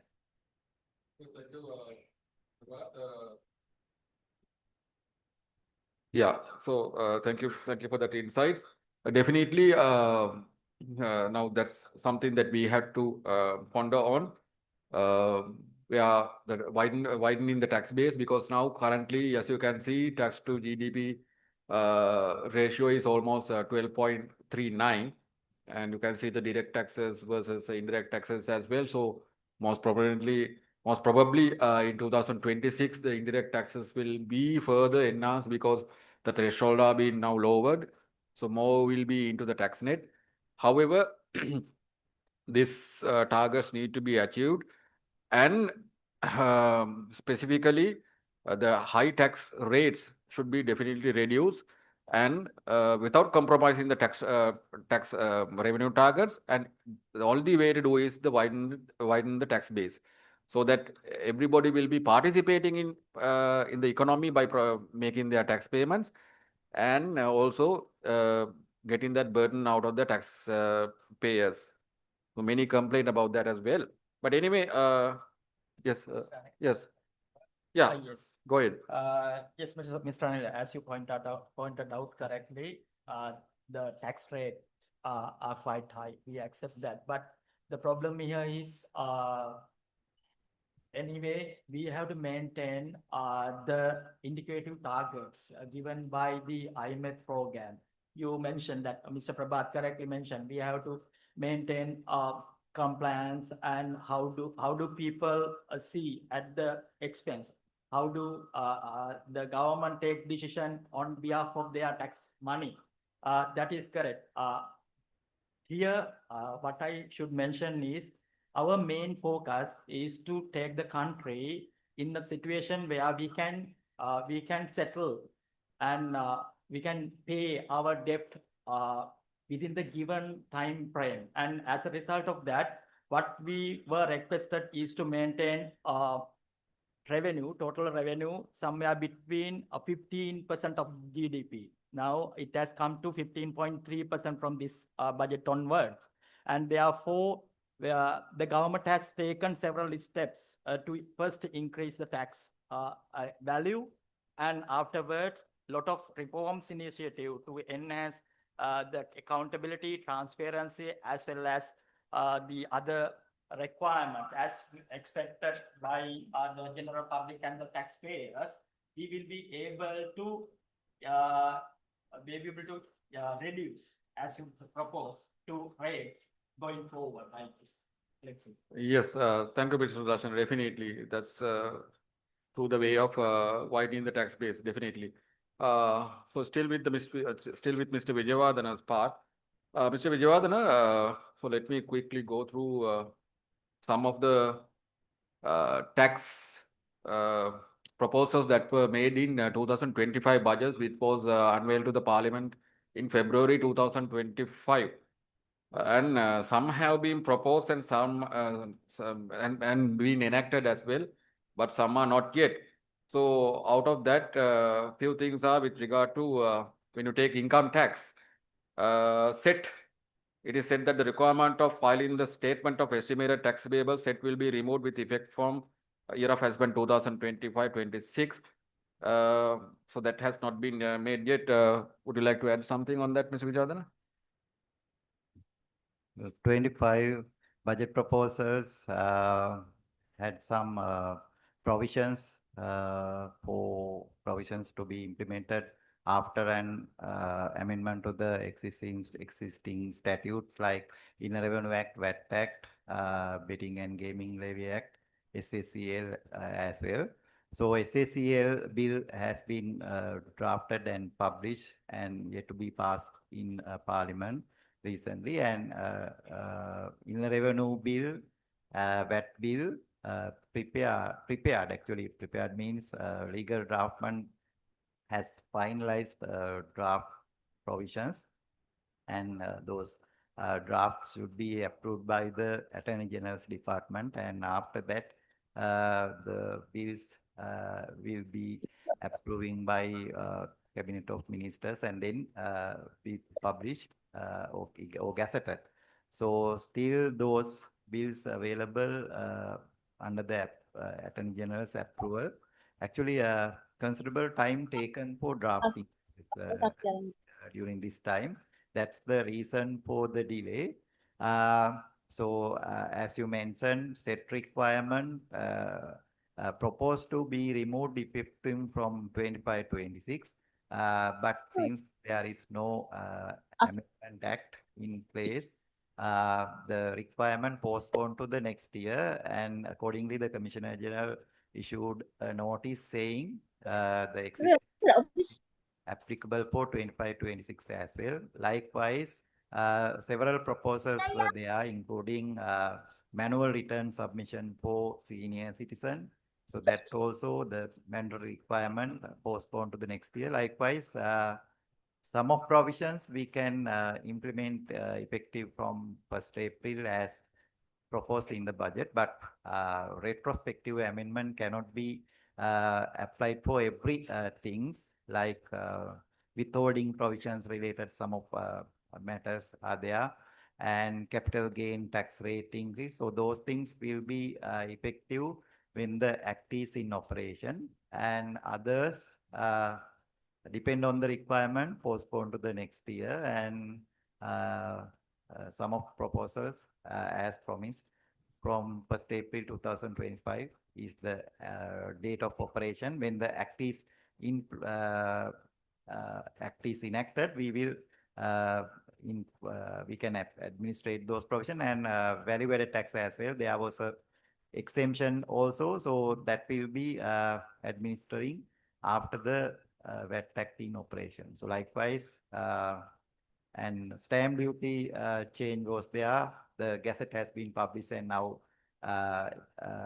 collecting the relevant tax as gazetted, but act drafting process taken some time. That's the reason for the delay.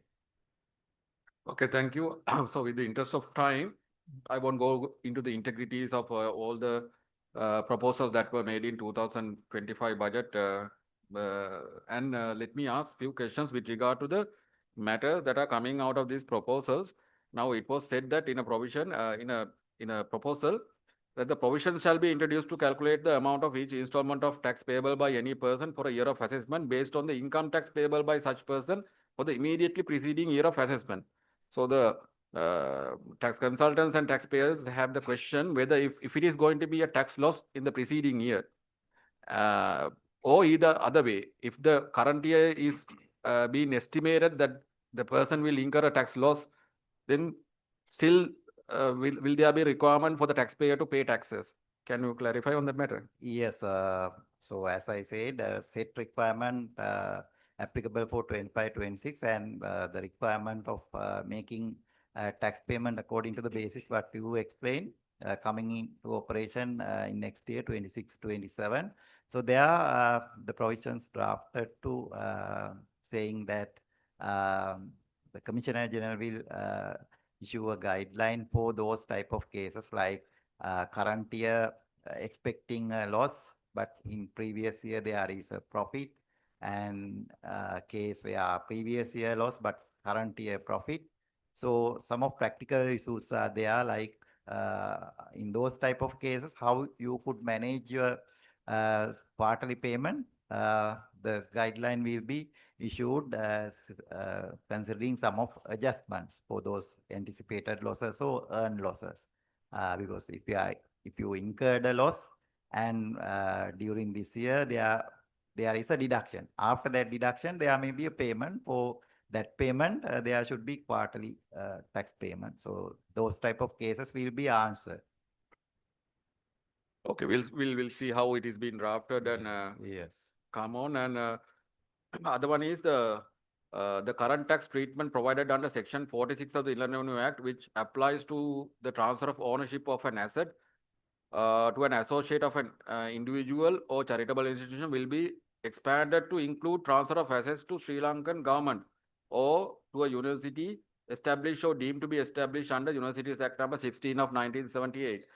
Now, what does that mean? Does that mean that the transferee has to pay capital gain tax when he transfers that No, particular? yes. According to the prevailing provision, if you are transferring your particular asset, say, if you want to give a gift to a charitable institution, there is no tax liability.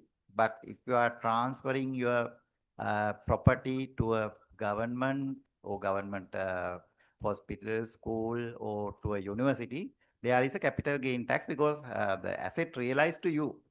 According to the available provision, asset realized to you, and there is a capital gain tax liability. So it's not fair to collect tax in that type of case. So actually, we found that issue later. One of taxpayer asked, they have given some of property to a hospital or to a school, and there he asked about his tax liability. So we found that issue, and that's why we, the Inland Revenue Department, proposed it to remove and accepted, and so there is no tax liability after this amendment. Otherwise, if you gifted your land or capital gain subjected property to a government or to a school or to a university, there is a tax liability to you as well. Okay. It's a matter for you. Okay, hopefully that will be, yes, I think, clarified with the amendments. And also audience could ask their questions at the Q&A session as well. So, and the capital gain tax applicable for individuals and partnerships, I think that has not been changed yet. Will that be on retrospective basis? No, prospective. Prospective. Yes, from the amendment date onward, the increased tax rate will be collected. So still, the individual tax rate, capital gain rate is 10%. Okay. So with regard to Tax Appeal Commission Act, there were some amendments that were proposed. I think that have not been yet formulated. They have not been enacted. Am I right? Yes, it's also at the drafting level. So proposals what made in the previous budget have considered for the draft. Okay, so in that case, there's a proposal stating that provisions will be incorporated to make it mandatory to transfer the bank guarantee to the Commissioner General of Inland Revenue, irrespective of the appellant decision to appeal to the Court of Appeal. So, what is the rationale behind that, Mr. Vijayawardene? The 25% method. No, the bank guarantee that is pledged. So the collection of tax, no? So 25% collection of tax. So they actually, the proposal came from a committee appointed by the parliament because of the number of cases available without settling in front of tax appeal commission or court cases, because the disputed quantity of tax is very much high, and therefore they made a decision to make a payment of 25% of tax by allowing taxpayer to take his case to the TAC or to the to any tax court. Their requirement is to collect some part of tax, that was decided as 25%. So that's what proposed in the budget 2025, and the budget was approved, and therefore it's incorporated to the pending drafted act, and will be implemented after the amendment in operation. yes, Mr. Vijayawardene, that I think in taxpayer side, there were concerns that if there are assessments which are being over-assessed, and if the taxpayers are being mandatorily required to pay 25%, that will not be feasible for him in his cash flow basis. So for let's say example, if an SME segment has been assessed in billions of an assessment, 25% he will lose his business. So then on the other side, then the assessment, when the Inland Revenue raise assessment, that also has to be properly reviewed, and as a turn that taxable value is there for them to recover, right? Now, that is fully justifiable. So that is something. Otherwise, the taxpayers side, what they request is that if that happens, then they'll fall into trouble. And also, if the 25% requirement comes into effect, then there won't be the requirement for the bank guarantee as well. The bank guarantee will be abolished. Yes. So for future cases, the 25% will be applied, and for previous cases, 25%. Oh, sorry, bank guarantees. Because amendment come into operation prospectively, no? For future cases For from future that cases. day onward. Okay. Okay, thanks, Mr. Vijayavardhan. Lots of questions. I think the time will not permit us to ask everything from you. Hopefully, we can meet at a tax talk and ask all those questions, like one whole day. So let me go on quickly with the other resource persons as well. So let me go to Mr. Karunaratne, who's a veteran in the banking sector, who is attached to CBSL, now is retired. So Mr. Karunaratne, we have seen that the government expectation even out of this budget that they're not going to borrow from the banks. And so therefore we can expect a stable tax, what do you call CBSL policy rates. So the depositors as well as borrowers could expect something, some kind of a consolation out of that. What would you speculate in the year of 2026, Mr. Karunaratne? First of all, let me thank Chartered Institute of Taxation for inviting me for this panel discussion. And also, as Ranil said, I am just retired, so my views are not the views of central bank. Okay, so in answering your question, if you look at the policy rates, as you said rightly, has been very consistent around 8%, 8.5% level over the last whole 1 year. In the last monetary policy review, the Monetary Policy Board decided to keep it unchanged at 7.75. That is called the overnight policy rate, which sets the benchmark market interest rate. So as you have seen over the last few years, with very high interest rate in 2022 and 2023, interest rates have come down significantly in line with the reduction in the policy rates, which has facilitated the borrowers and the market to borrow at very concessional rate. And if you see the numbers, as at August, there's a significant growth in credit around year-on-year basis, around 20%. So which is remarkable in terms of growth numbers also. Now, in terms of the new Central Bank Act, we are following an inflation target framework, so which sets at 5%. But if you look at the inflation numbers until August, inflation has been negative. So it became positive only in August this year. So we were running at a deflationary environment, which were comfortable in maintaining these rates at a stable number. So which helped the economy as well. In August, it became positive, and as per the last month, October, the inflation has increased to 2.1%. So our target inflation is 5%. The expectation is the inflation to reach target level by mid-2026, within our range of 3 to 7%, so plus or minus 2%. So which is a very comfortable, number. So, headline-based, CCPI-based headline inflation hanging around negative for quite a long period, 11 months, and reaching positive levels since August. So I think with the positive numbers of the, broad economic fundamentals, and also, as you said, we don't see much pressure by the government on borrowings, which basically helps to retain, interest rate at a very comfortable levels. So because even last few government auctions we saw, there is no tight pressure in the government borrowing.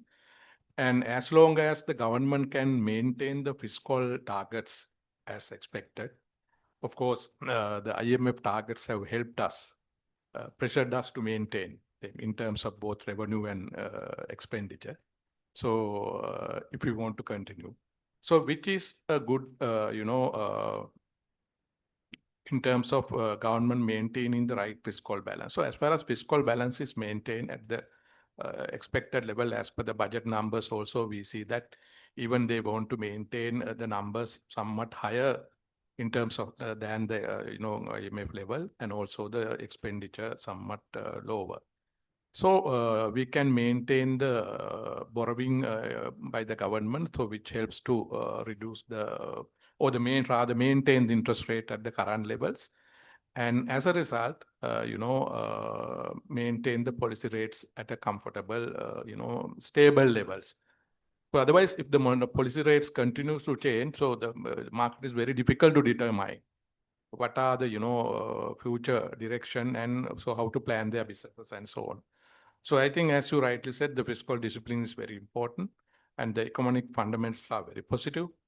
So along with that, hopefully, I think we can and remain or we can maintain the policy rates, the OPR, at the current levels for, in the near future. Of course, we cannot predict certain unexpected, whatever the impacts arising on the fiscal side and external factors, which may lead to, some deviations. Thank you. Thank you, Mr. Karunaratne. I think what you said is correct. Exactly now you can, when you see the graph also, that it actually the relationship between the inflation and the growth also has an inverse relationship. Where you can see inflation going high when at the time when the real GDP is below zero, and now we are recovering out of that, and it has been controlled very well. So thank you for that. And Mr. Karunaratne, what about the exchange rates also now? Although we see a slight increase in the exchange rate recently, I think maybe due to the high importation. What would you speculate the exchange rate as well? Now, exchange rate is purely now determined based on market demand and supply. So there is no intervention by the central bank to fix exchange rate like we did some time back. So basically, if you look at the exchange rate, which is more or less stable, but in this year we see somewhat very light depreciation, about 3 to 3.3% until I think August. So if you look at the fundamentals are very strong. So what determines the exchange rate, pressure on exchange rate? Now, on the external front, we have very good remittance inflow. The numbers are good. And also the tourism side, inflows are very good.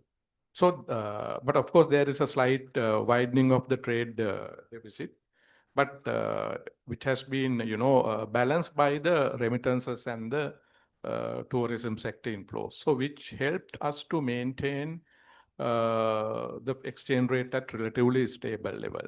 So given that, I don't see any risk of significant depreciation of the exchange rate, which will be stable. Of course, we are living in a world and a country highly dependent on two sectors, mainly inflows from the tourism and remittances. But the important thing is how to grow our exports. If we can reduce our trade balance, that will really support to maintain exchange rate at a really comfortable level. So that is very important. I saw in the budget also government has some serious plan on export promotion, which is very important because in any country, it is the most important. If you look at the countries in the region, like which were parallel to us in maybe around late 90s, early 2000 period, like Vietnam, how they have grown up. So their export as a percentage of GDP is significantly high, so that really helped them to overcome these problems. So I think in moving forward in the near term, I think we will not see any significant volatility in the exchange rate, although there's a slight depreciation of around 3% during this year, initial few months. Hopefully, and also we don't see any pressure by the government on, debt repayments, because debt repayment has also not exerted any pressure. On the positive fact is, despite opening of vehicle importance, we haven't seen much depreciation. So that's the important fact.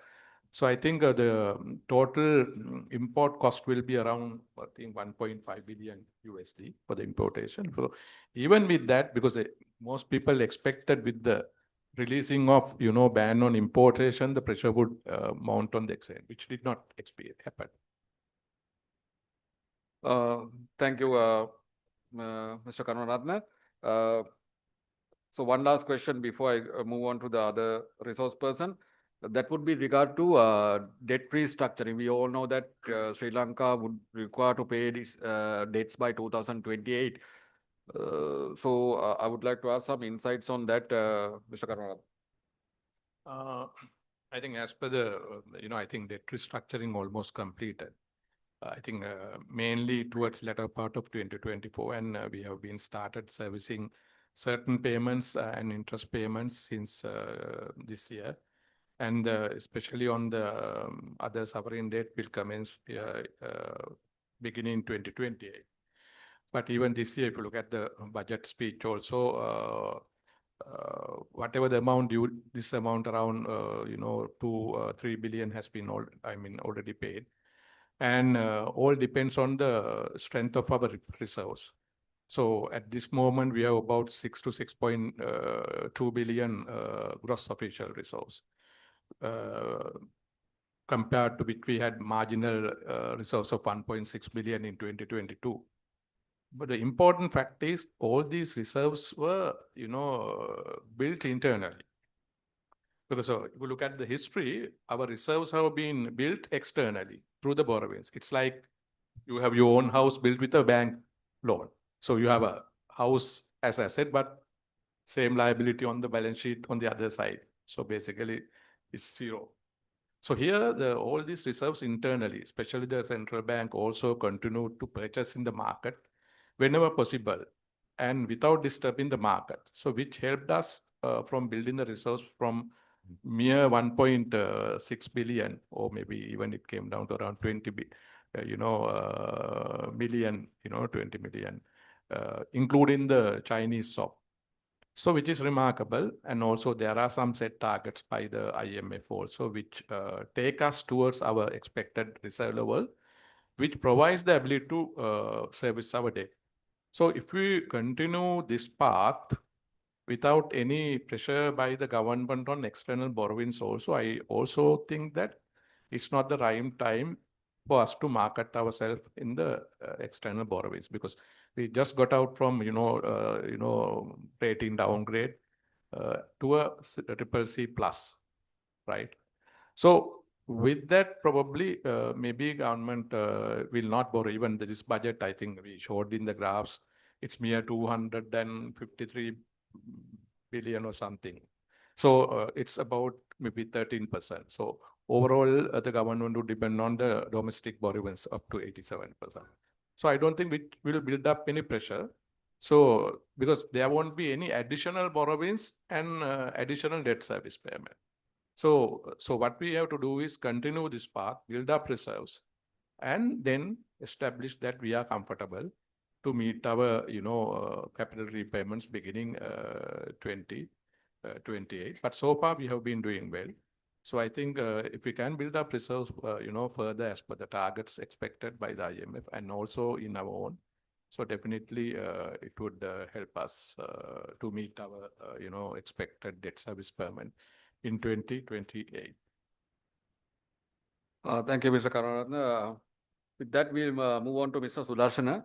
Mr. Sudarshana, so I don't think I will be able to ask all questions. Let's see how the audience also respond, and in between, I might be able to ask you the questions that I have already planned, and also from Mr. Prabhat as well. But one major critical question is that that we have seen even in 2025 budget that many prudent and wise and ideal proposals have been put up, but no implementation. And we see even in this budget, there are very vital proposals that have been put up, and also that what you call propose for a kind of a process. And it's the doubt that we have as a public whether these will be implemented, because at the implementation part, most of the things are being set back. So can you give some insights on that? I think Mr. President also mentioned in his budget speech. In light of that, can you give us some insights? Yes, Mr. Anil. It's really a burning question in the society. Even though the budget, a lot of development proposals are being announced, but the problem is the implementation. Yes, there are three types of issues for this delay in implementation. The first one is, if when the Minister of Finance announce a budget proposal, it should be implemented from the very first day of the next year. But the problem here is that budget proposal is not coming through the implementing agency itself. The ministries and departments are the implementing agencies of our country. But the budget proposal are being announced at the budget speech, and then only the ministries and other department getting to know that we have a proposal coming. And afterwards, what happens is they need to go through a comprehensive approval process. They want to go to the Treasury, Department of National Budget, and want to take a approval from them, because that proposal, that development proposal should be in line with the public investment program of the country. And therefore, when it takes to the Department of National Planning, it also takes some time.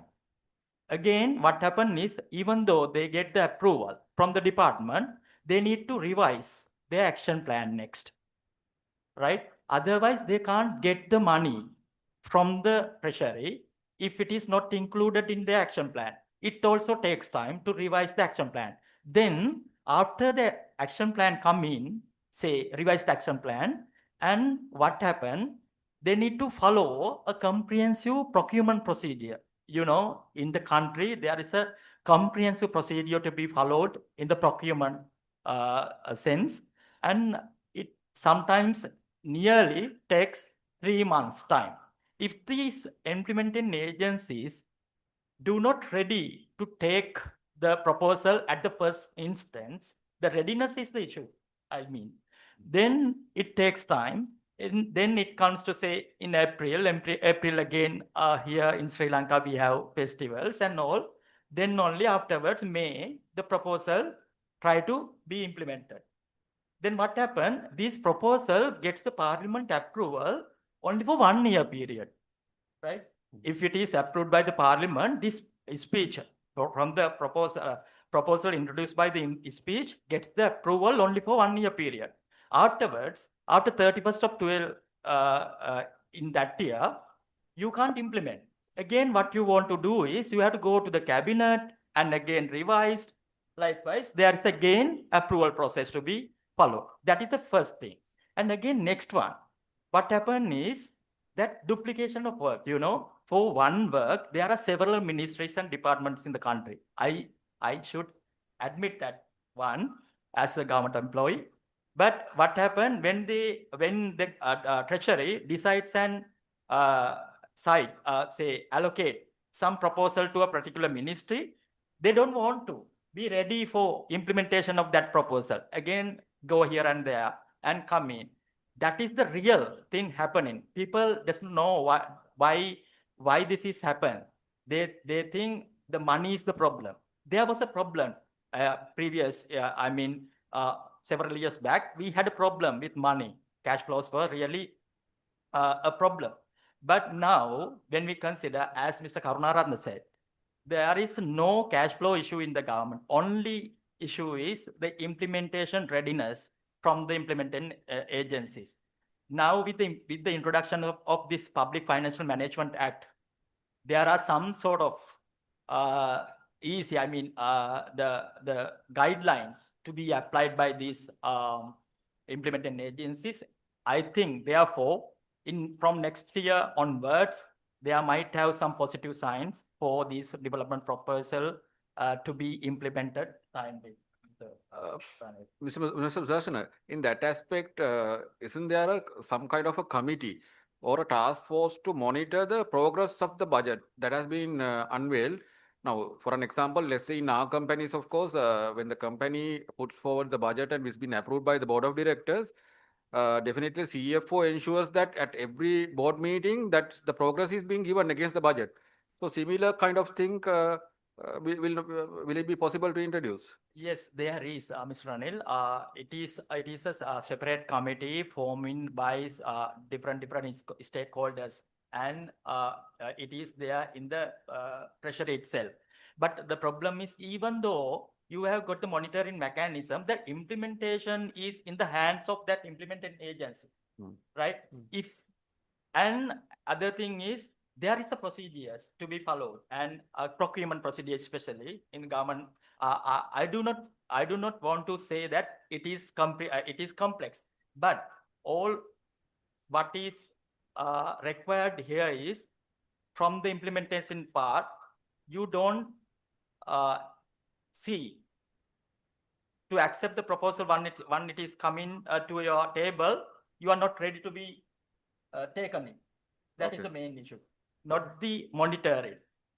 Okay. Letters are going on and meetings are being held, but the problem is that the ground is not ready. If it is not ready, how do we do the work?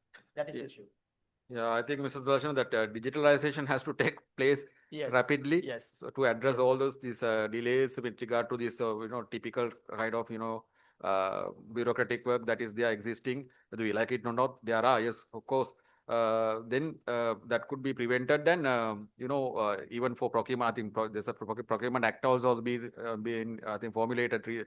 It's been proposed in the budget 2026 as well. So all those things will come into effect, and I hope that that infusion of digital mechanism will give some kind of a boost to the efficiency. With that, Mr. Sudarshana, let me ask you with regard to the uh, uh, with regard to the investments that are being carried out. Now, foreign direct investments, even though even in almost in all budgets, they predict of such foreign direct investments, but they are not being realized. So that's a big problem. Sri Lanka has not seen a major foreign direct investments, but also stories we have heard right throughout in the successive governments. So how are you going to tackle this problem in 2026, Mr. Darshan? Yes, Mr. Anil, again, a good question. Are you foreseen? The problem is, again, I have to take this question broader sense, right? If you look at our past, before say 2023, what was happened? Really, the country, all the fundamental macroeconomic fundamentals did not perform very well, right? I can tell you some statistic. Somewhere back in 2021, our revenue to GDP ratio was at around 8%, right? Our budget deficit was around 12% of GDP. And at the same time, no fiscal discipline, no public financial management discipline in the country. I must emphasize here. And as a result of that, what was happened is we went into bankruptcy, right? And country declared bankruptcy in 2022 April. Afterwards, that including IMF and other development partners, they came in to bail out with the bailout package. With that bailout package, they wanted a government to have a more fiscal discipline in the country and financial management process, good financial management process. From that structural benchmark, country was able to introduce a good piece of legislation, Public Financial Management Act 44 of 2024. That is the main overarching act of the country today, right? With that act, what was happened is country was able to introduce a lot of reforms initiatives. First one is the main requirement of the development partners and other lending agencies is to maintain our debt at a sustainable level. Then the country requires to maintain 2.3% of primary balance going forward up to 2020 to up to 2030. We have to maintain 2.3% of primary. But what it means? What it means, if you maintain a positive 2.3% primary balance, you don't want to go for debt financing, right? Your debt requirement will be low.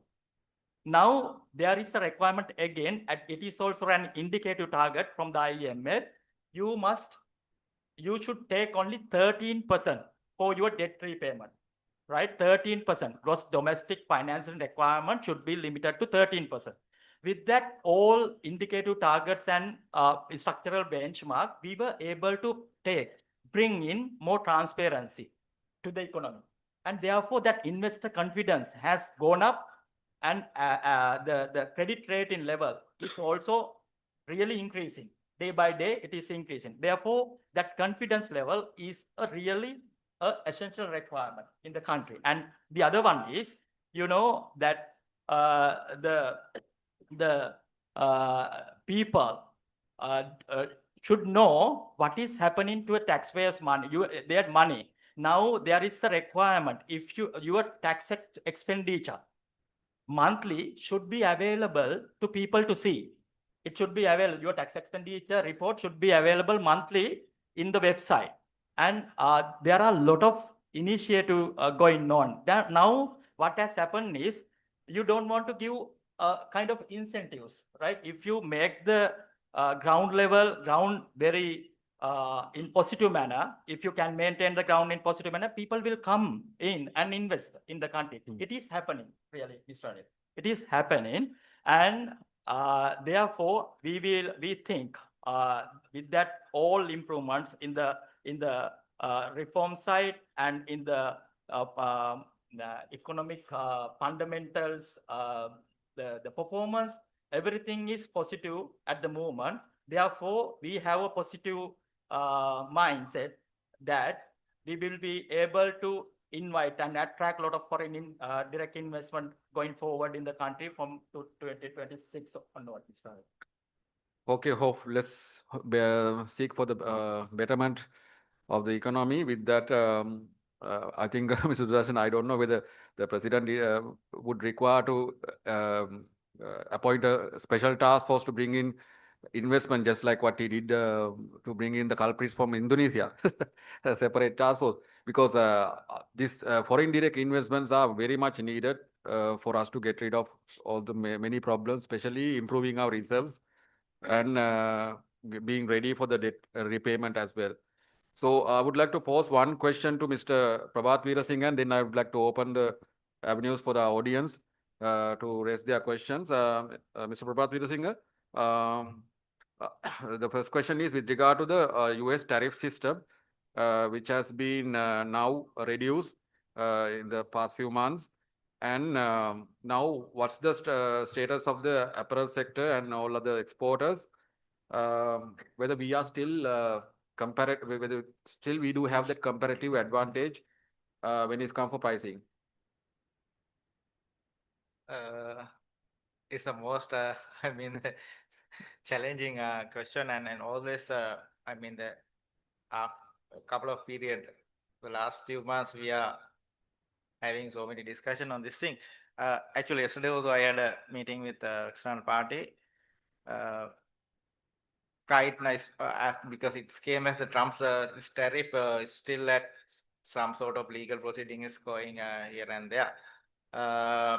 However, it may be come in a different way, even they are taking in a different view. So in Sri Lankan context, you know that apparel exports to the apparel markets, USD is 2 billion. It's a USD 2 billion market we are talking about. It's a big thing. And how it's affect to exporters in Sri Lankan context, basically, you know that in our context, it's we are not doing a value addition. I mean, the value addition of our own branding product to US markets. Therefore, the bargaining power for our side is very low. Of course, that US tariff is not to the manufacturer, it is to the person who imports in their side. But impact is that demand is pushed back because of this cost increase. Not only that, currently this apparel sector is facing so many challenges, just like production cost, increase of production cost due to the material prices going up in international, because you know that all the materials is sourced for outside Sri Lanka. We do the apparel sector, of course, in Sri Lanka context is we do cotton making part. We don't much source in raw material in Sri Lankan context. So it's end of the day is the payment for the labor and plus thin margin. So we are keeping very thin margin. And what Mr. Karunath mentioned is it's better to hear that the key macro economic factors stability that is there, because it's a good sign. Otherwise, you know that volatility of the interest rate, exchange rate, and inflation, especially inflation, is give a big impact to the cost of production. So you know that very recently that minimum wages and that type of things also introduced. With that, that cost of production is going up. That is also one challenging. And compared to the region, yes, we are in a better position. But you know, still, as I mentioned, we don't do our export on our own brand, and we use technology which is, I mean, the not latest technology. Because of that thing, that efficiency and the cost of production we have to look into again. Otherwise, I mean, it will be a bit challenge, because you know that in just like say our peers, just like Vietnam and Cambodia also, they are using latest technology, and the cost of production is high. And of course, in the Vietnam case, they have free trade arrangement with USA. So that competitive edge is in Sri Lankan context is still not in a very good place. Apart from that, what I could say here, we have to clearly see as a strategy for this tariff issue in a short term aspects. So we have to clearly classify the goods, because it's only tangible goods is subject to this tariff, and service is not. So that's classification is very important, and also the correct use of the correct tariff code. And other thing is just like long-term solution for this thing, just like we are depending on one or the few market and very few product. And also it is goes in the, as I mentioned earlier, it's not as a value addition product unless that agricultural sector. So that things need to be considered. And other thing is as a long-term concept, you have to see that different product diversification as well as the market diversification. That need to be looked into, and as well as the branding and production efficiency.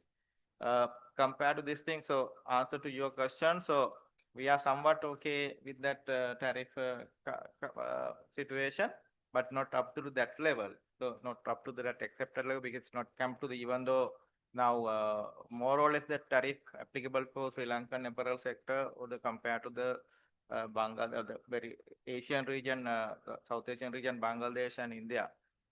India is still going for the negotiation with that high tariff to low tariff, but otherwise it should be actually all these competitors are in the same tariff rate, so there won't be any impact to the Sri Lankan apparel sector, but not because of the tariff. There are so many challenges, as I mentioned, that has not given that expected level of the competitive edge to Sri Lanka. I do understand with the other overheads, just like, you know, now electricity charges are going up, then salaries and wages, right? And, you know, you're having, I know you're having a very tough time in maintaining the cost advantage. Will open the forum to, will open the session for the physical participants as well as online participants.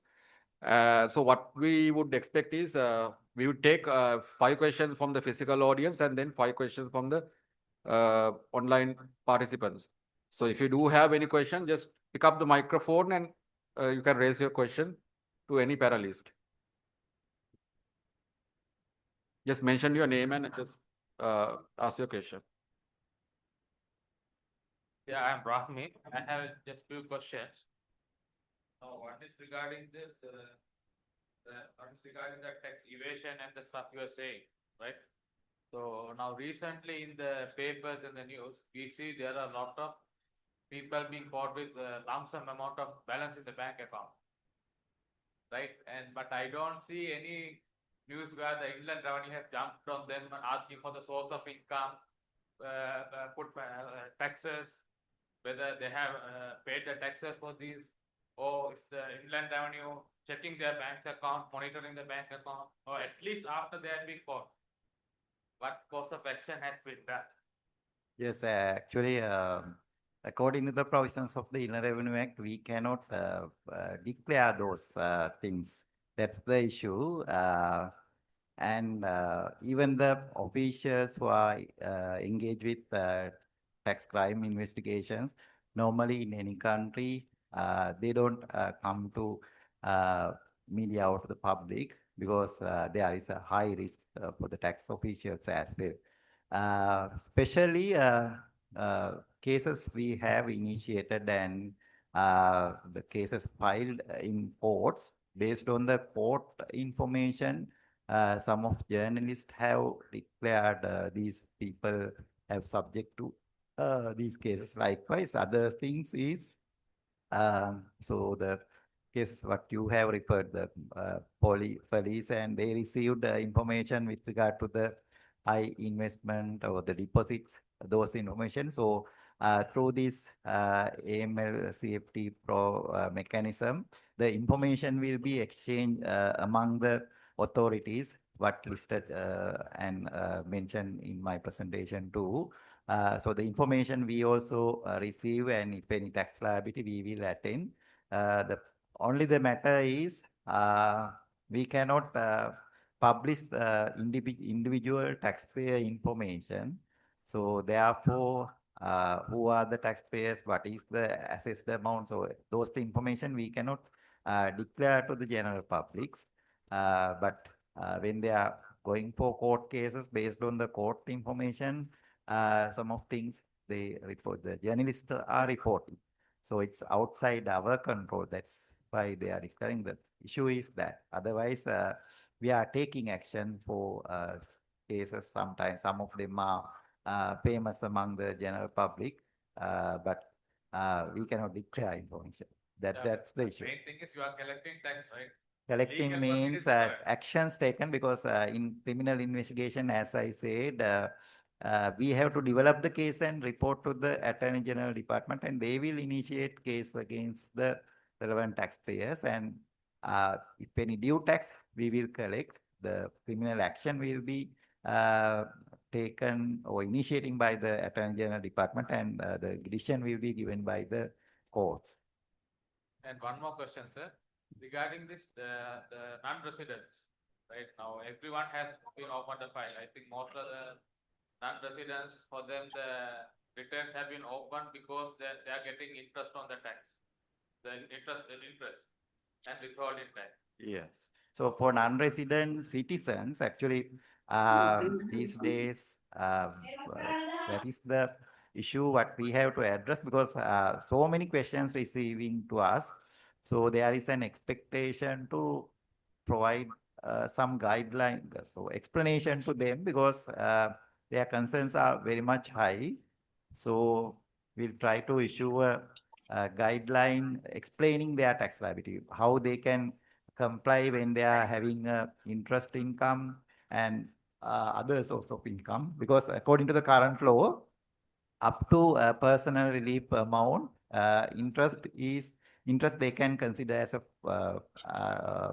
liable part because they can deduct personal relief against that part, and the balance would be treated as final withholding payment. Means withholding tax deducted at the source will not be refunded because it's final. But up to the personal relief, they are entitled for a refund as well. But in case where you are having other source of income, you can use that personal relief against the other source of income, and interest can be treated as non-final For others, non-final. Other sources are non-final. Interest final, subject to the deduction of personal leave. So it's complicated for some of taxpayers. Some of non-resident citizens have paid more than the due tax amount, and some of non-resident citizens have not complied. So we will provide and issue a guideline and explanation for them for their benefit, because what you referred is correct, because so many questions received from them. Yeah, and also my suggestion, now, because the people in Sri Lanka, they can visit the IRT. But Yes. those who are abroad, they cannot get the correct information and so much of wrong information passing out. Yes, yes. Well, your question is accepted, because even the tax officials also providing incorrect information. Once they queried from us, we will in writing providing clarification. So there also we understood the issues are there. That's why we also thought to issue a explanation with the guide. My suggestion would be, sir, like where you can have a representative in each country consulate, like for a particular period, 1 month, and where they can come and get them clarified or also get their TIN numbers and the PIN numbers. So Because when we generally, reply to the mail, they don't respond. yeah, we'll consider about these things when And also, preparing. if they have tax residency certificate, can they be exempted from filing tax? No, the tax residence certificate, generally we are taking, or other country taking when giving the double taxation benefits. So they are, as non-resident, if they are deriving income from Sri Lanka, I think, or deriving income from Sri Lanka, the primary taxing right is with us, subject to the domestic law, they have to comply with that. So the tax explanation, their tax computation explanation, we will clarify. And also, the Uh, last question. Yes, can you just hold with that questions, and can we take from another person? We'll come back to you, right? Come back to you. Yes. I'm Ramesh from CIT Sri Lanka. My question directed to anyone, whoever can. My question is now ratio of public sector to total population in Sri Lanka is we are in one of the highest, if not the highest. And the service what we get from public sector is not that satisfactory, and in most cases it is rated as inefficiency. And most of the tax collection goes for public sector salaries and pensioner salaries. People like us, we pay up to 36% tax. And when we go to a public sector, we are looked at a hostile face. So how are you all going to manage this situation? There should be fairness for the people who are funding their salaries. Mr. Sudarshana would be the ideal person. No, okay, I'm representing currently the government. I'm a government official, and therefore I will try my best to give the answer, because it is not my responsibility for this question, I guess. Let's say like this, as you said, yes, it is around 1.5 million employees are working in the government sector. Then what is happening is, as you said, even though we have such a big number in the government sector, the bottom of the workflows is quite high. That bottom part is quite high. You know the reason. I do not want to mention, right? But the people in the decision-making side and the middle level is still have a vacuum. There is a vacuum in that sector. Therefore, in the manual process also, we are facing kind of problem. We don't have required people in the system, but there are unnecessary set of employees. I mean, it is we can do by taking this say, how do I say, if you want, we can make a change in that sector. But the problem here is we have identified, the government has identified the requirement to introduce, I mean, digitalization again, you know. That is why from last budget onwards, in 2025 budget also, there is a big investment quite a big investment have been put in for this digitalization effort in this budget as well. We have put about 20.5 billion for this digitalization. All the government functions are being monitored to take kind of IT infrastructure, how to take that all the manual processing to systems, and therefore there is a big process going on. I think it will take time, but not tomorrow. Surely, maybe by say within next couple of years period, we will be able to see. Up to now, we accept there is a problem when people go to take their job done. It takes a lot of time. It's a time-consuming effort. I know, we know, but that is why government has identified there are issues, country situation where we were during that period before 4 years back, and now situation has improved. As I mentioned, everything, every economic fundamentals are performing really well, and our cash position is also very good in the treasury, and therefore we can invest additional money on these IT infrastructure and other developments initiatives. Therefore, we will see a difference in next couple of years period. Hopefully. To add into the Mr. Sudarshan's things, actually, so I'm also, I know that Mr. Ramesh, what you mentioned is correct, but two aspect I could see, I think Mr. Vijayawardena can vouch me, because in the government employee, he is bound to some sort of set of rule of regulatory. So there's a, I mean, say one side is a bureaucracy is there. Other thing is, I mean, say, if I put it in a very simple way, they cannot make any statement. I mean, when they are representing, say, in this forum also on behalf of this, because there are some sort of set of rules and regulation, not like other thing is, as Mr. Sudarshan mentioned, there are so many areas we can automate, and that is one thing why that services get delayed. So simply because we have much experience in the inland revenue department, because we are mostly used to go there. But you know that in the getting some sort of even confirmation from their side also, because they are they have to bound their set of regulations within that framework they can work. I think one good initiative in this budget, I saw that President His Excellency is mentioned that they are going to revisit that some sort of laws that need to be, especially clearance of land for the business, that type of things they are going to.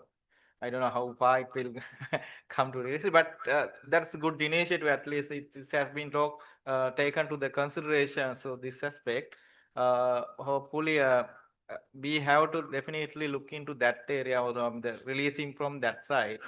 And I mean, the legal framework we have to revisit, and it should be facilitated for the officer to perform his duty. Second part is taking the more, I mean, the digitalize or the automation to this system. I believe the service efficiency can be improved from the public sector. I saw one example very recently. One government hospital, when the doctor is check the, I mean, the review the patient status, and thereafter he has given that, say, some sort of peripherals to insert that details at the counter or the pharmacy. He could get the medicines when he reached to the pharmacy counter. So that's good sign. I mean, with that, I think, and so you can understand. So because in the government, they have a big mechanism to collect even information, but you know that in the grammar, say, Niladhari level, they don't have that some sort of the facilities to them to coordinate with the core objective of the government. So thanks. Yeah, thank you. And Okay. Ranil, Yeah. one second. I should mention, Mr. Sisra, for your question.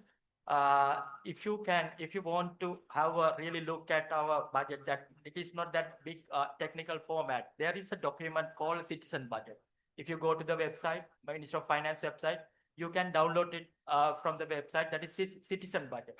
You can see what are the initiatives that has been taken by the government from the, as Mr. Prabhat said, from the Gram Sekar level up to the ministry level, there is every and each actions that have been taken in a shorter, in a very easy manner to understand by a layman person. Therefore, my request for you to go and download this citizen budget document from the budget from the Ministry of Finance website. You will be able to easily understand what are the initiatives that has been taken by the government for this all purposes.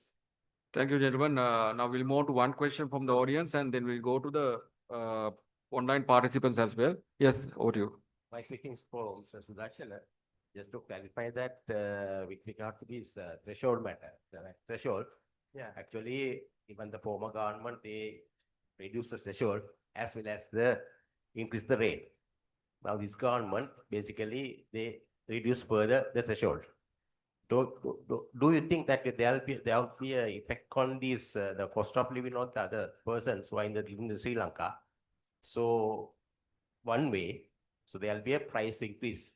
So in the other way, do you have any planning or anything like that to think about at least to increase the pay tables or the income tax tables? Because what happens is now one way is increasing the cost of living, and the other way we have to pay the tax also, individual tax. Right? So I'm not just only my idea. So I'm just thinking because all this time we had the problem with the doctors and everywhere. We are getting tax burden and all problems because of that case, because you increase the income tax 1 to 1.8 million. Now, I don't know how far it will affect from the next year, the 1st of April 2026. This because of the threshold.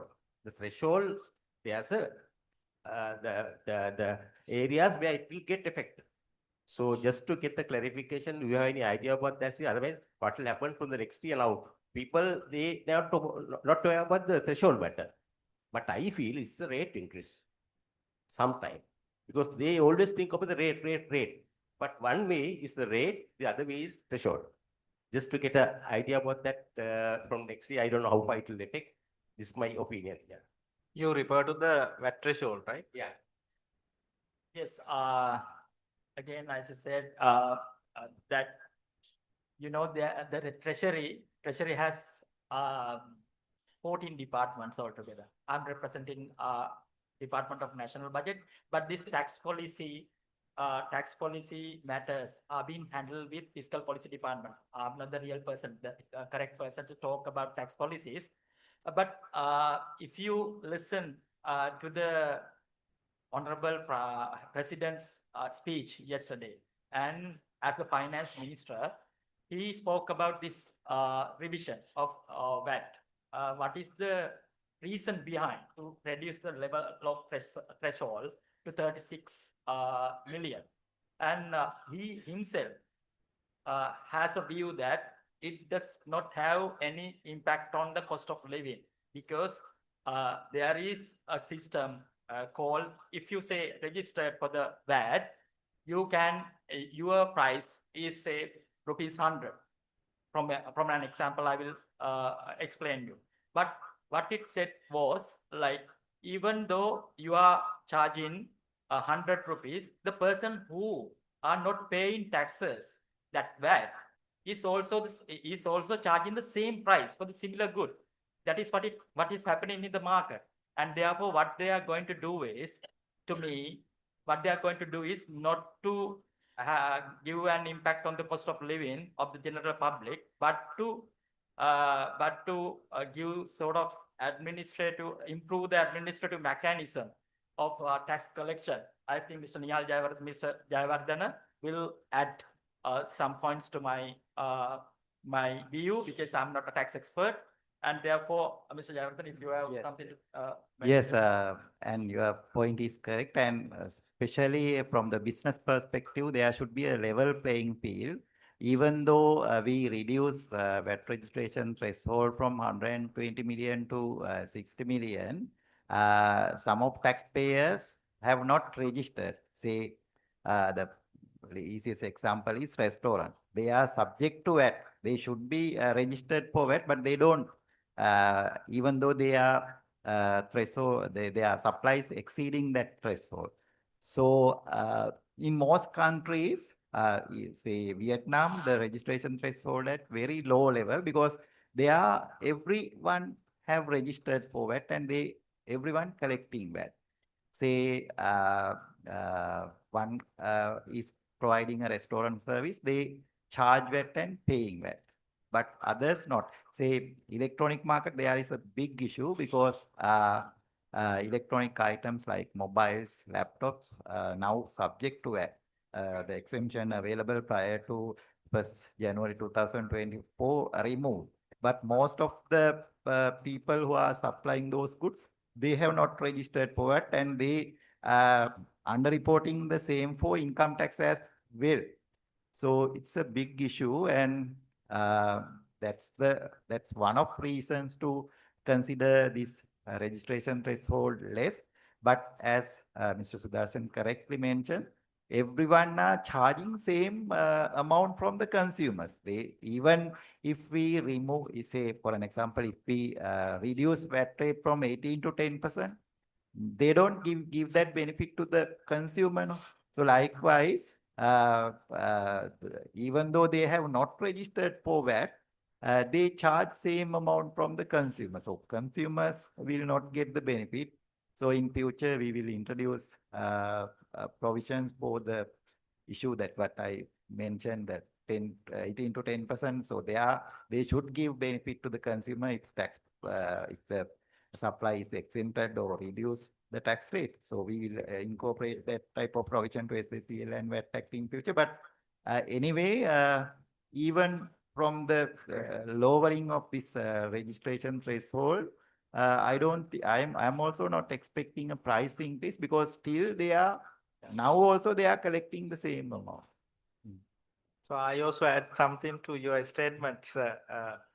So I also have the same experience what you are expecting because I know that in a very close boutique in your house, next day the merchant or the vendor will teach you what is the VAT. They are telling that, I remember one time VAT was in the threshold also reduced. They told that one person who is running a small boutique, he told me, he gave me a lecture how that VAT is applicable, and he told me that today onwards we have to increase our price because of VAT. But they don't know what is VAT even. That concept principally, yes, that theoretically there won't be any price increase, but you know that because we are living in Sri Lanka, the knowledge and how that thing is executed. So my view is, if we want to get the real objective of the VAT, this thing, first thing is that audit mechanism should be very strong. Otherwise, definitely that government objective will not be achieved. Second thing is, yes, there may be a price increase because of 2.5% of SSCL. Definitely, they will pass that cost to the customer.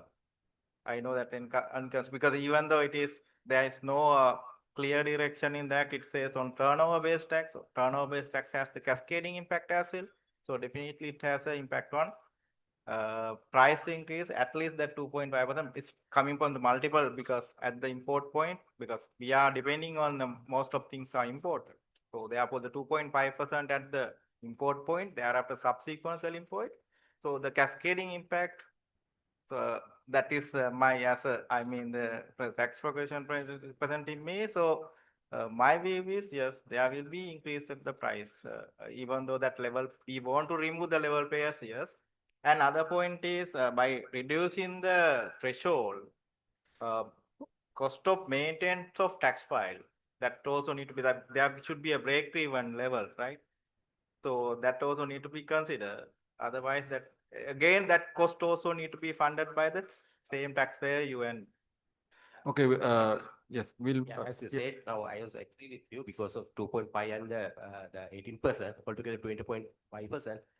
How much we say supermarket and the shop and the product price is okay, but there are manufacturers in the middle levels, they sometimes will have to increase the price. So it will affect the ultimate consumer, not for the middleman. So ultimate consumer, if a worker or a staff member, then when you come to question of income tax, he has to pay without increasing the 150,000. So just see Okay. by next year how it will affect. Anyway, there's a workshop been organized with regard to VAT refund system by our institute. So all your VAT questions, I think there's a question from the online participant as well with regard to the. answer. Yeah, shall we open the forum to this audience? Yeah. Last time, if I was 60 million, now form another company and divided by was our sales. Same example given by the president yesterday Yes, in the it was parliament. discussed. The president, yeah, Okay. Honorable President himself mentioned about this example, but there should be a mechanism, right, from the Revenue Department side. Yeah, yeah. So we can talk for days about this. I think best thing is to reduce the value as much as possible. Let's take on some questions from the online audience. If you do have any questions, can you unmute your mic and raise your questions? I have some inbox messages as well. Is there anybody from our online participants? I think since it's the lunchtime getting reached, they have gone out also. So let me quickly ask some online questions that have been raised. It says that our own member Takshila, she requires that senior citizen in the government bank at a special rate according to 2025 budget proposed for them. So that means I think that 15% additional one. I think in this budget also Yes. it's been recommended to pay that amount to the banks. Yes. So what she's asking whether to split that what do you call year of split that amount between the year of assessment. Is it required? Mr. Vijayavardhana? So interest income subject to tax on cash basis, no? Yes, that's it. So when the deposit is matured or credited to your bank in the relevant year, the total interest income will subject to tax. Yeah, so there's no requirement to split the. Yes, Yeah. no need to split. Yeah, as and when it is received, then the tax should be paid. Yes, withholding tax also will be charged accordingly. So then it says if a senior citizen has a taxable income in the first year and in the second year, if he has no taxable income, then what's the requirement? Does he need to file a return? Yes, he has to maintain a file because he's having a tax file. No? So first for taxable income is there, the tax should be paid and submit the return. And for the next year, no need to make any payment, but required to submit a return. And after that, if there is no possible tax liabilities, he can ask to close his record. Okay, then someone asked that is there any if is the WST on FD and savings interest final tax? So that is not final. No. So that is not final. It's been added back to your assessable income, and then thereafter any withholding tax credit after Yeah. arriving at the taxable income can be received Paid, as yes. yes. And so that is the situation up to now. Then also there's a question for retired government servants. Withholding tax deductions are made on interest income, not only from deposit but also from savings accounts. Please clarify. Yes, if they are retired government officers, their pension is exempted, and if their total interest income is not exceeding the personal relief 1.8 million, they can provide a self-declaration to the banks and financial institution and get the benefit of not deducting the tax, withholding tax. Likewise, they can go with the self-declaration procedure. The procedure and every information available in the website together with the self-declaration formats. Yeah, so there's a question again with relating to that same area that we are discussing. For a senior person who has fixed deposit in a bank and that is subject to withholding deduction could be able to request bank not to deduct withholding as he does not have any taxable income. Even without being non-tax registered person, is it possible? Yes, the basic requirement is they are at assessable income for a year of assessment commencing on 1st April 2025 should be less than 1.8 million, and if so, self-declaration could be submitted to the bank or financial institution and get that benefit. Okay, then with regard to same area, there's another question with regard to withholding tax. It says the retired government. Okay, we just raised that question.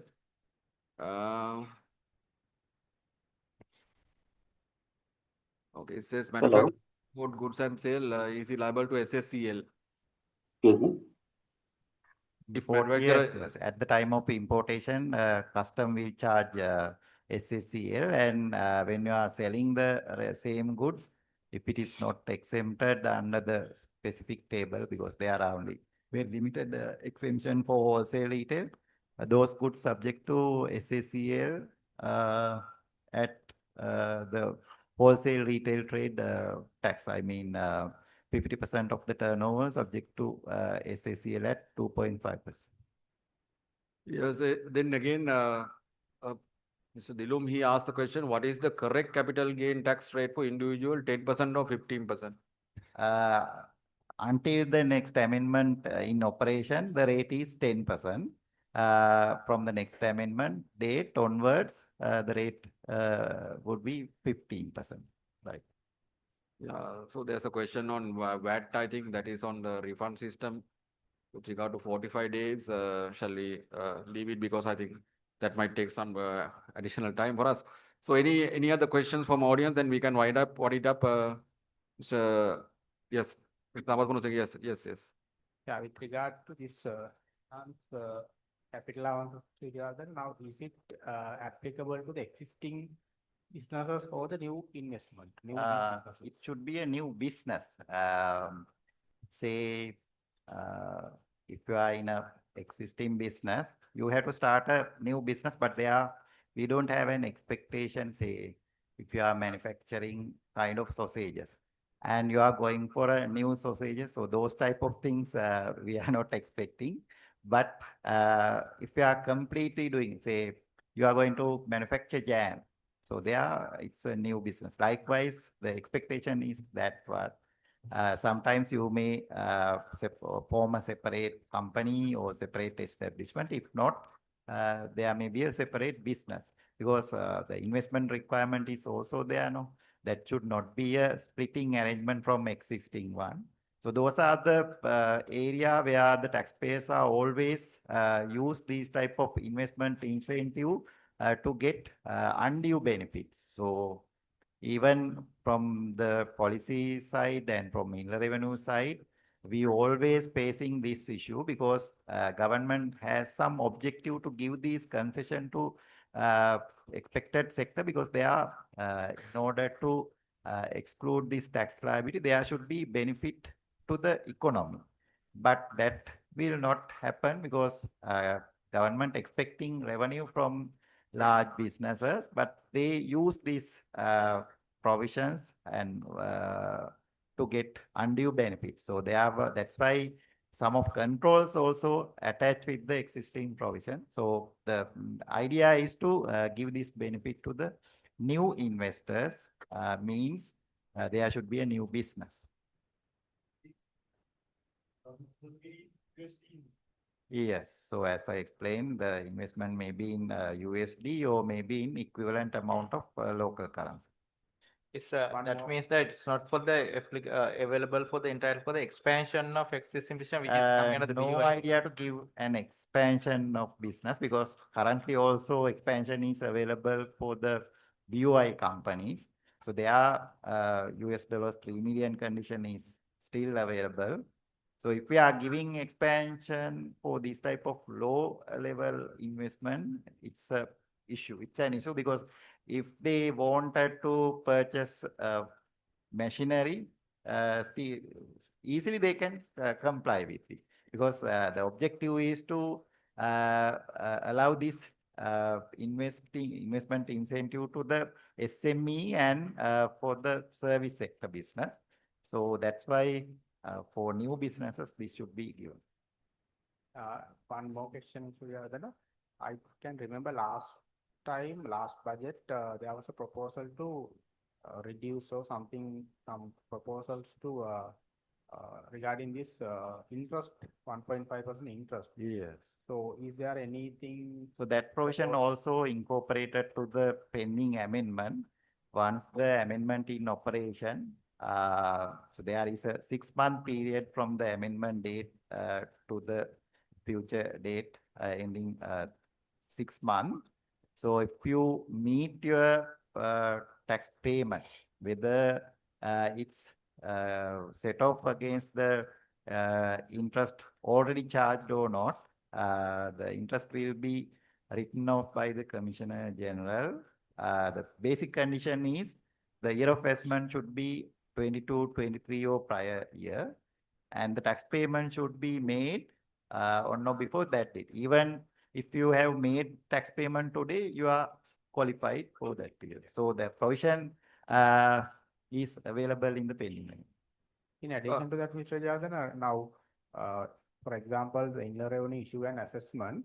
So at that point, the department charging 1.5% interest. So then it will go to the tax AR review and Tax Appeals Commission and Court of Appeal, something like that. So then when it gets finalized in the favor of, we'll say, not the taxpayer side, so then up to that point, interest 1.5% is charged. So then will there be any amendment on that also, because it is beyond the control of the taxpayer because of it's taking time, maybe the Court of Appeal, maybe the Supreme Court or the Tax Actually, Appeals no idea, because there is no assessment provision with for interest. So you can see the provisions available for interest and penalty. For penalty, assessment should be there, but for interest, no assessment. Appeal right is there. The interest is chargeable, and interest is collected based on the time value of the government money, because if any tax amount is due for a particular date, if taxpayer is not making that payment, means the government granted the loan to the taxpayer. So that angle taken. And the other one is the expectation is always interest rate for late payment should be higher than the market value rate. Otherwise, taxpayer will postpone the tax payment instead of taking loans to do their business. So that's the reason. And that's why interest waivers are not, interest waiver rights not granted to any person, including Commissioner General. So this written off provision we propose because this act came into operation newly, and taxpayers were not aware about these provisions and COVID issue. So those type of issues we taken, and that's why we suggested, and always considering the time value of the tax money, because government expecting a tax revenue from the taxpayers, but some of taxpayers have not made, means government has to go for loans or other borrowings. They have to, the government has to pay interest. So therefore, it's correct to collect interest for delayed payment.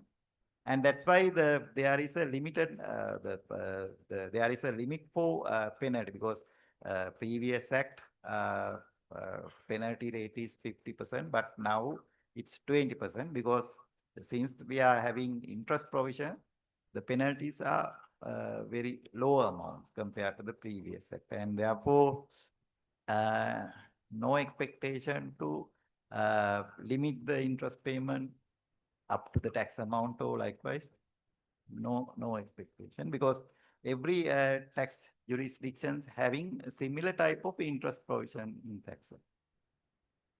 Okay, thank you. We'll take one last question from Takshila. She is an online participant. In order to do honors for the online participant, we'll take that as the last question for this session, and we'll wind it up. Takshila, can you unmute your mic and raise your question? Yes, I am referring to that previously question in the inner box, chat box. I am referring to investment according to the last year's budget. According to the budget proposal and the bankers, we have to invest 1 year with effect from July onwards. So that investment split 2 years of assessment. No. That is my question. If I have interest income, income or taxable income for second year of assessment. Suppose 25-26, I do not have taxable income. Second year of assessment, I am having taxable income. I am referring to this question, Mr. Sudarsana. Then what we have to do?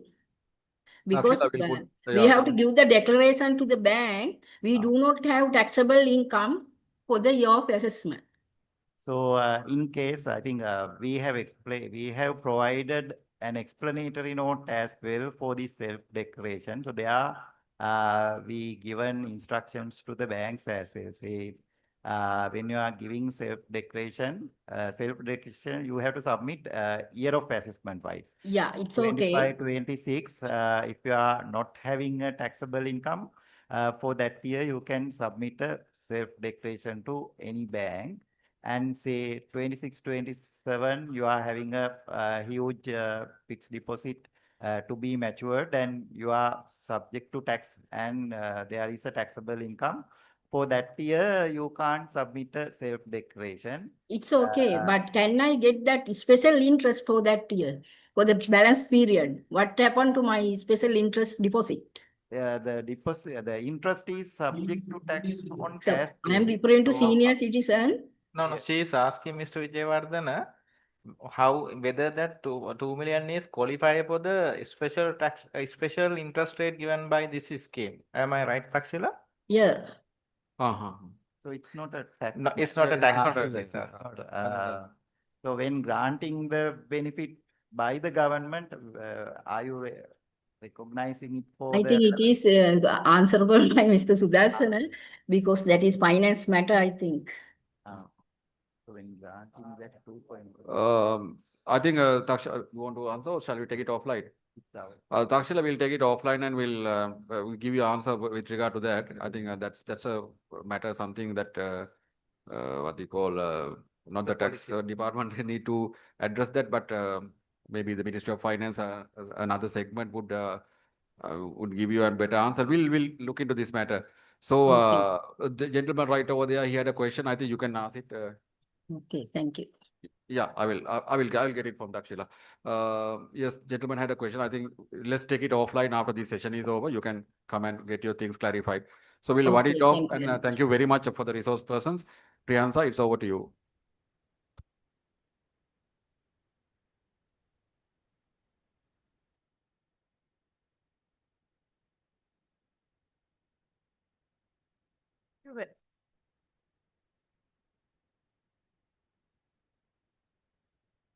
Thank you very much, Mr. Ranil, and our distinguished panelists for that insightful and engaging session.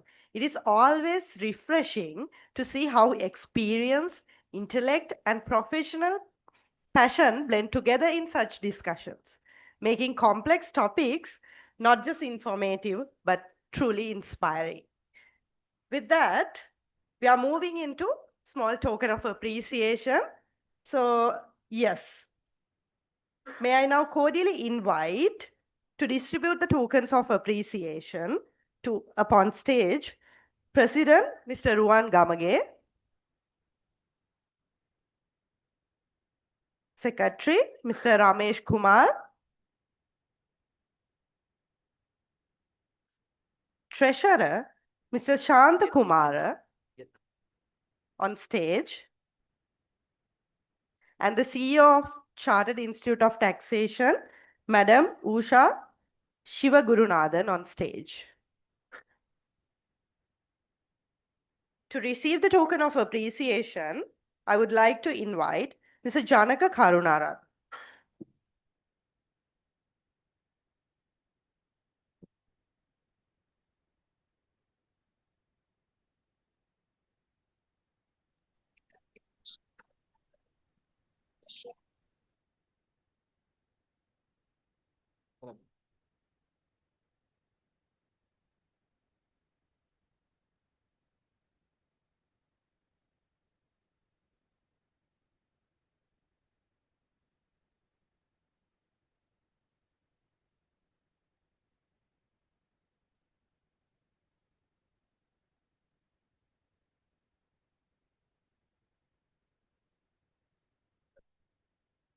Next, Mr. K. Sudarshana De Silva.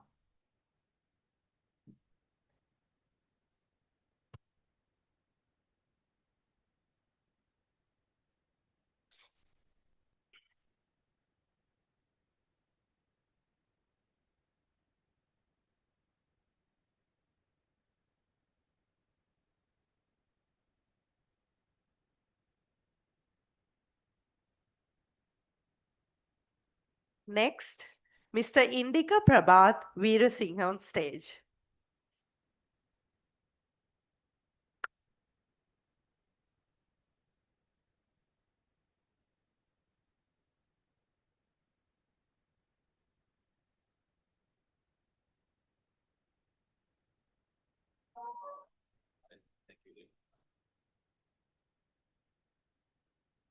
Next, Mr. Nihal Chandrasiri Vijayawardena.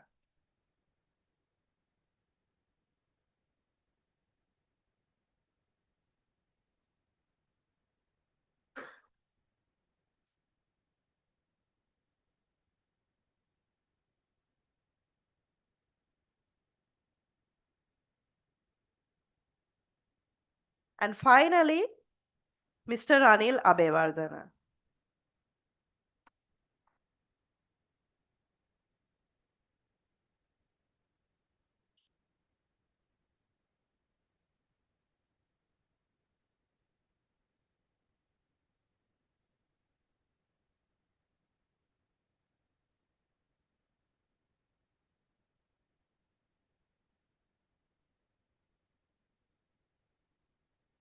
Thank you. You may now be seated.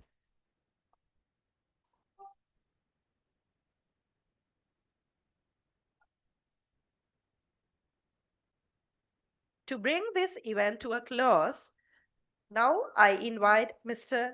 V. Ramesh Kumar on stage, Secretary of the Chartered Institute of Taxation of Sri Lanka, to deliver the vote of thanks.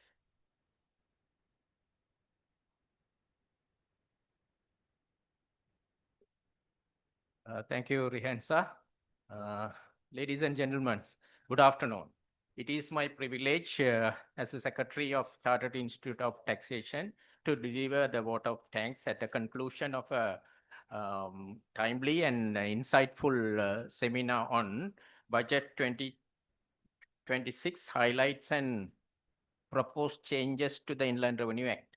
As you know, the national budget for 26 was presented in Parliament just yesterday by His Excellency the President.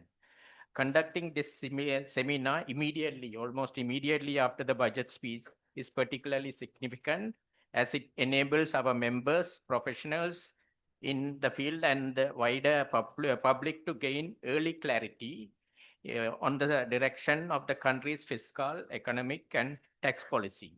One of the primary objectives of CIT Sri Lanka is to promote awareness and understanding in taxation among the public and to advance the study of principles of public finance and economic policy. In keeping with this mandate, today's program was intentionally open not only to our members and students, but also to the general public. Going forward, CIT Sri Lanka will continue to conduct monthly tax talk session featuring expert in the field, also open to the public, reinforcing our commitment to public education and professional development. At this moment, I wish to extend my sincere appreciation to those who contributed to the successful of this event. They are our distinguished resource persons and panelists. Mr. Nihal Vijayawardena, Senior Deputy Commissioner, Department of Inland Revenue, for his valuable insights on tax implication and administrative perspectives. Mr. Sudarshana D. Silva, Director, National Budget Department, Ministry of Finance, for providing a clear, comprehensive analysis of the policy framework and key proposals. Mr. J.P.R. Karunaratne, former Deputy Governor of Central Bank of Sri Lanka, for his expert views on microeconomic and monetary implication of the budget. Mr. Prabhat Veerasinghe, Deputy General Manager, Brandix, for bringing the private sector view and industry realities into the discussion. Our moderator, Mr. Anil Abewardena, immediate past president of CIT Sri Lanka. Thank you for guiding today's session so effectively and impactfully. I also extend our deep appreciation to the President, Mr. Ruan, and the Executive Council for approving and supporting this initiative. To our CEO and the Secretariat staff thank you for the hard work behind the scene, from coordination and in logistic and technical arrangement. Your efforts are deeply appreciated. A special word of thanks to our compeer, Rihansa, for steering the program smoothly and professionally. And finally, to all participants here at the auditorium and joining us online, thank you for your presence, your engagement, and your thoughtful questions. Your active involvement is what makes session like this meaningful. We look forward to welcoming you to our upcoming seminars and monthly tax talks. I wish you all a pleasant afternoon. Thank you.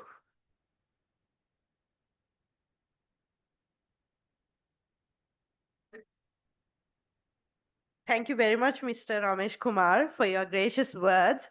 And I would also like to take a special moment to recognize Mr. Ramesh Kumar's immense contribution behind the scenes. He has been one of the driving forces in organizing and coordinating today's event, ensuring smooth success from its beginning to end. Thank you once again, sir, for your dedication and the hard work. Yes. Ladies and gentlemen, that concludes the 2026 National Budget Seminar organized by the Chartered Institute of Taxation of Sri Lanka. On behalf of the Institute, I thank you all the speakers, panelists, guests, and virtual attendees for your participation, engagement, and presence today. Have a wonderful afternoon until we meet again. Thanks so much.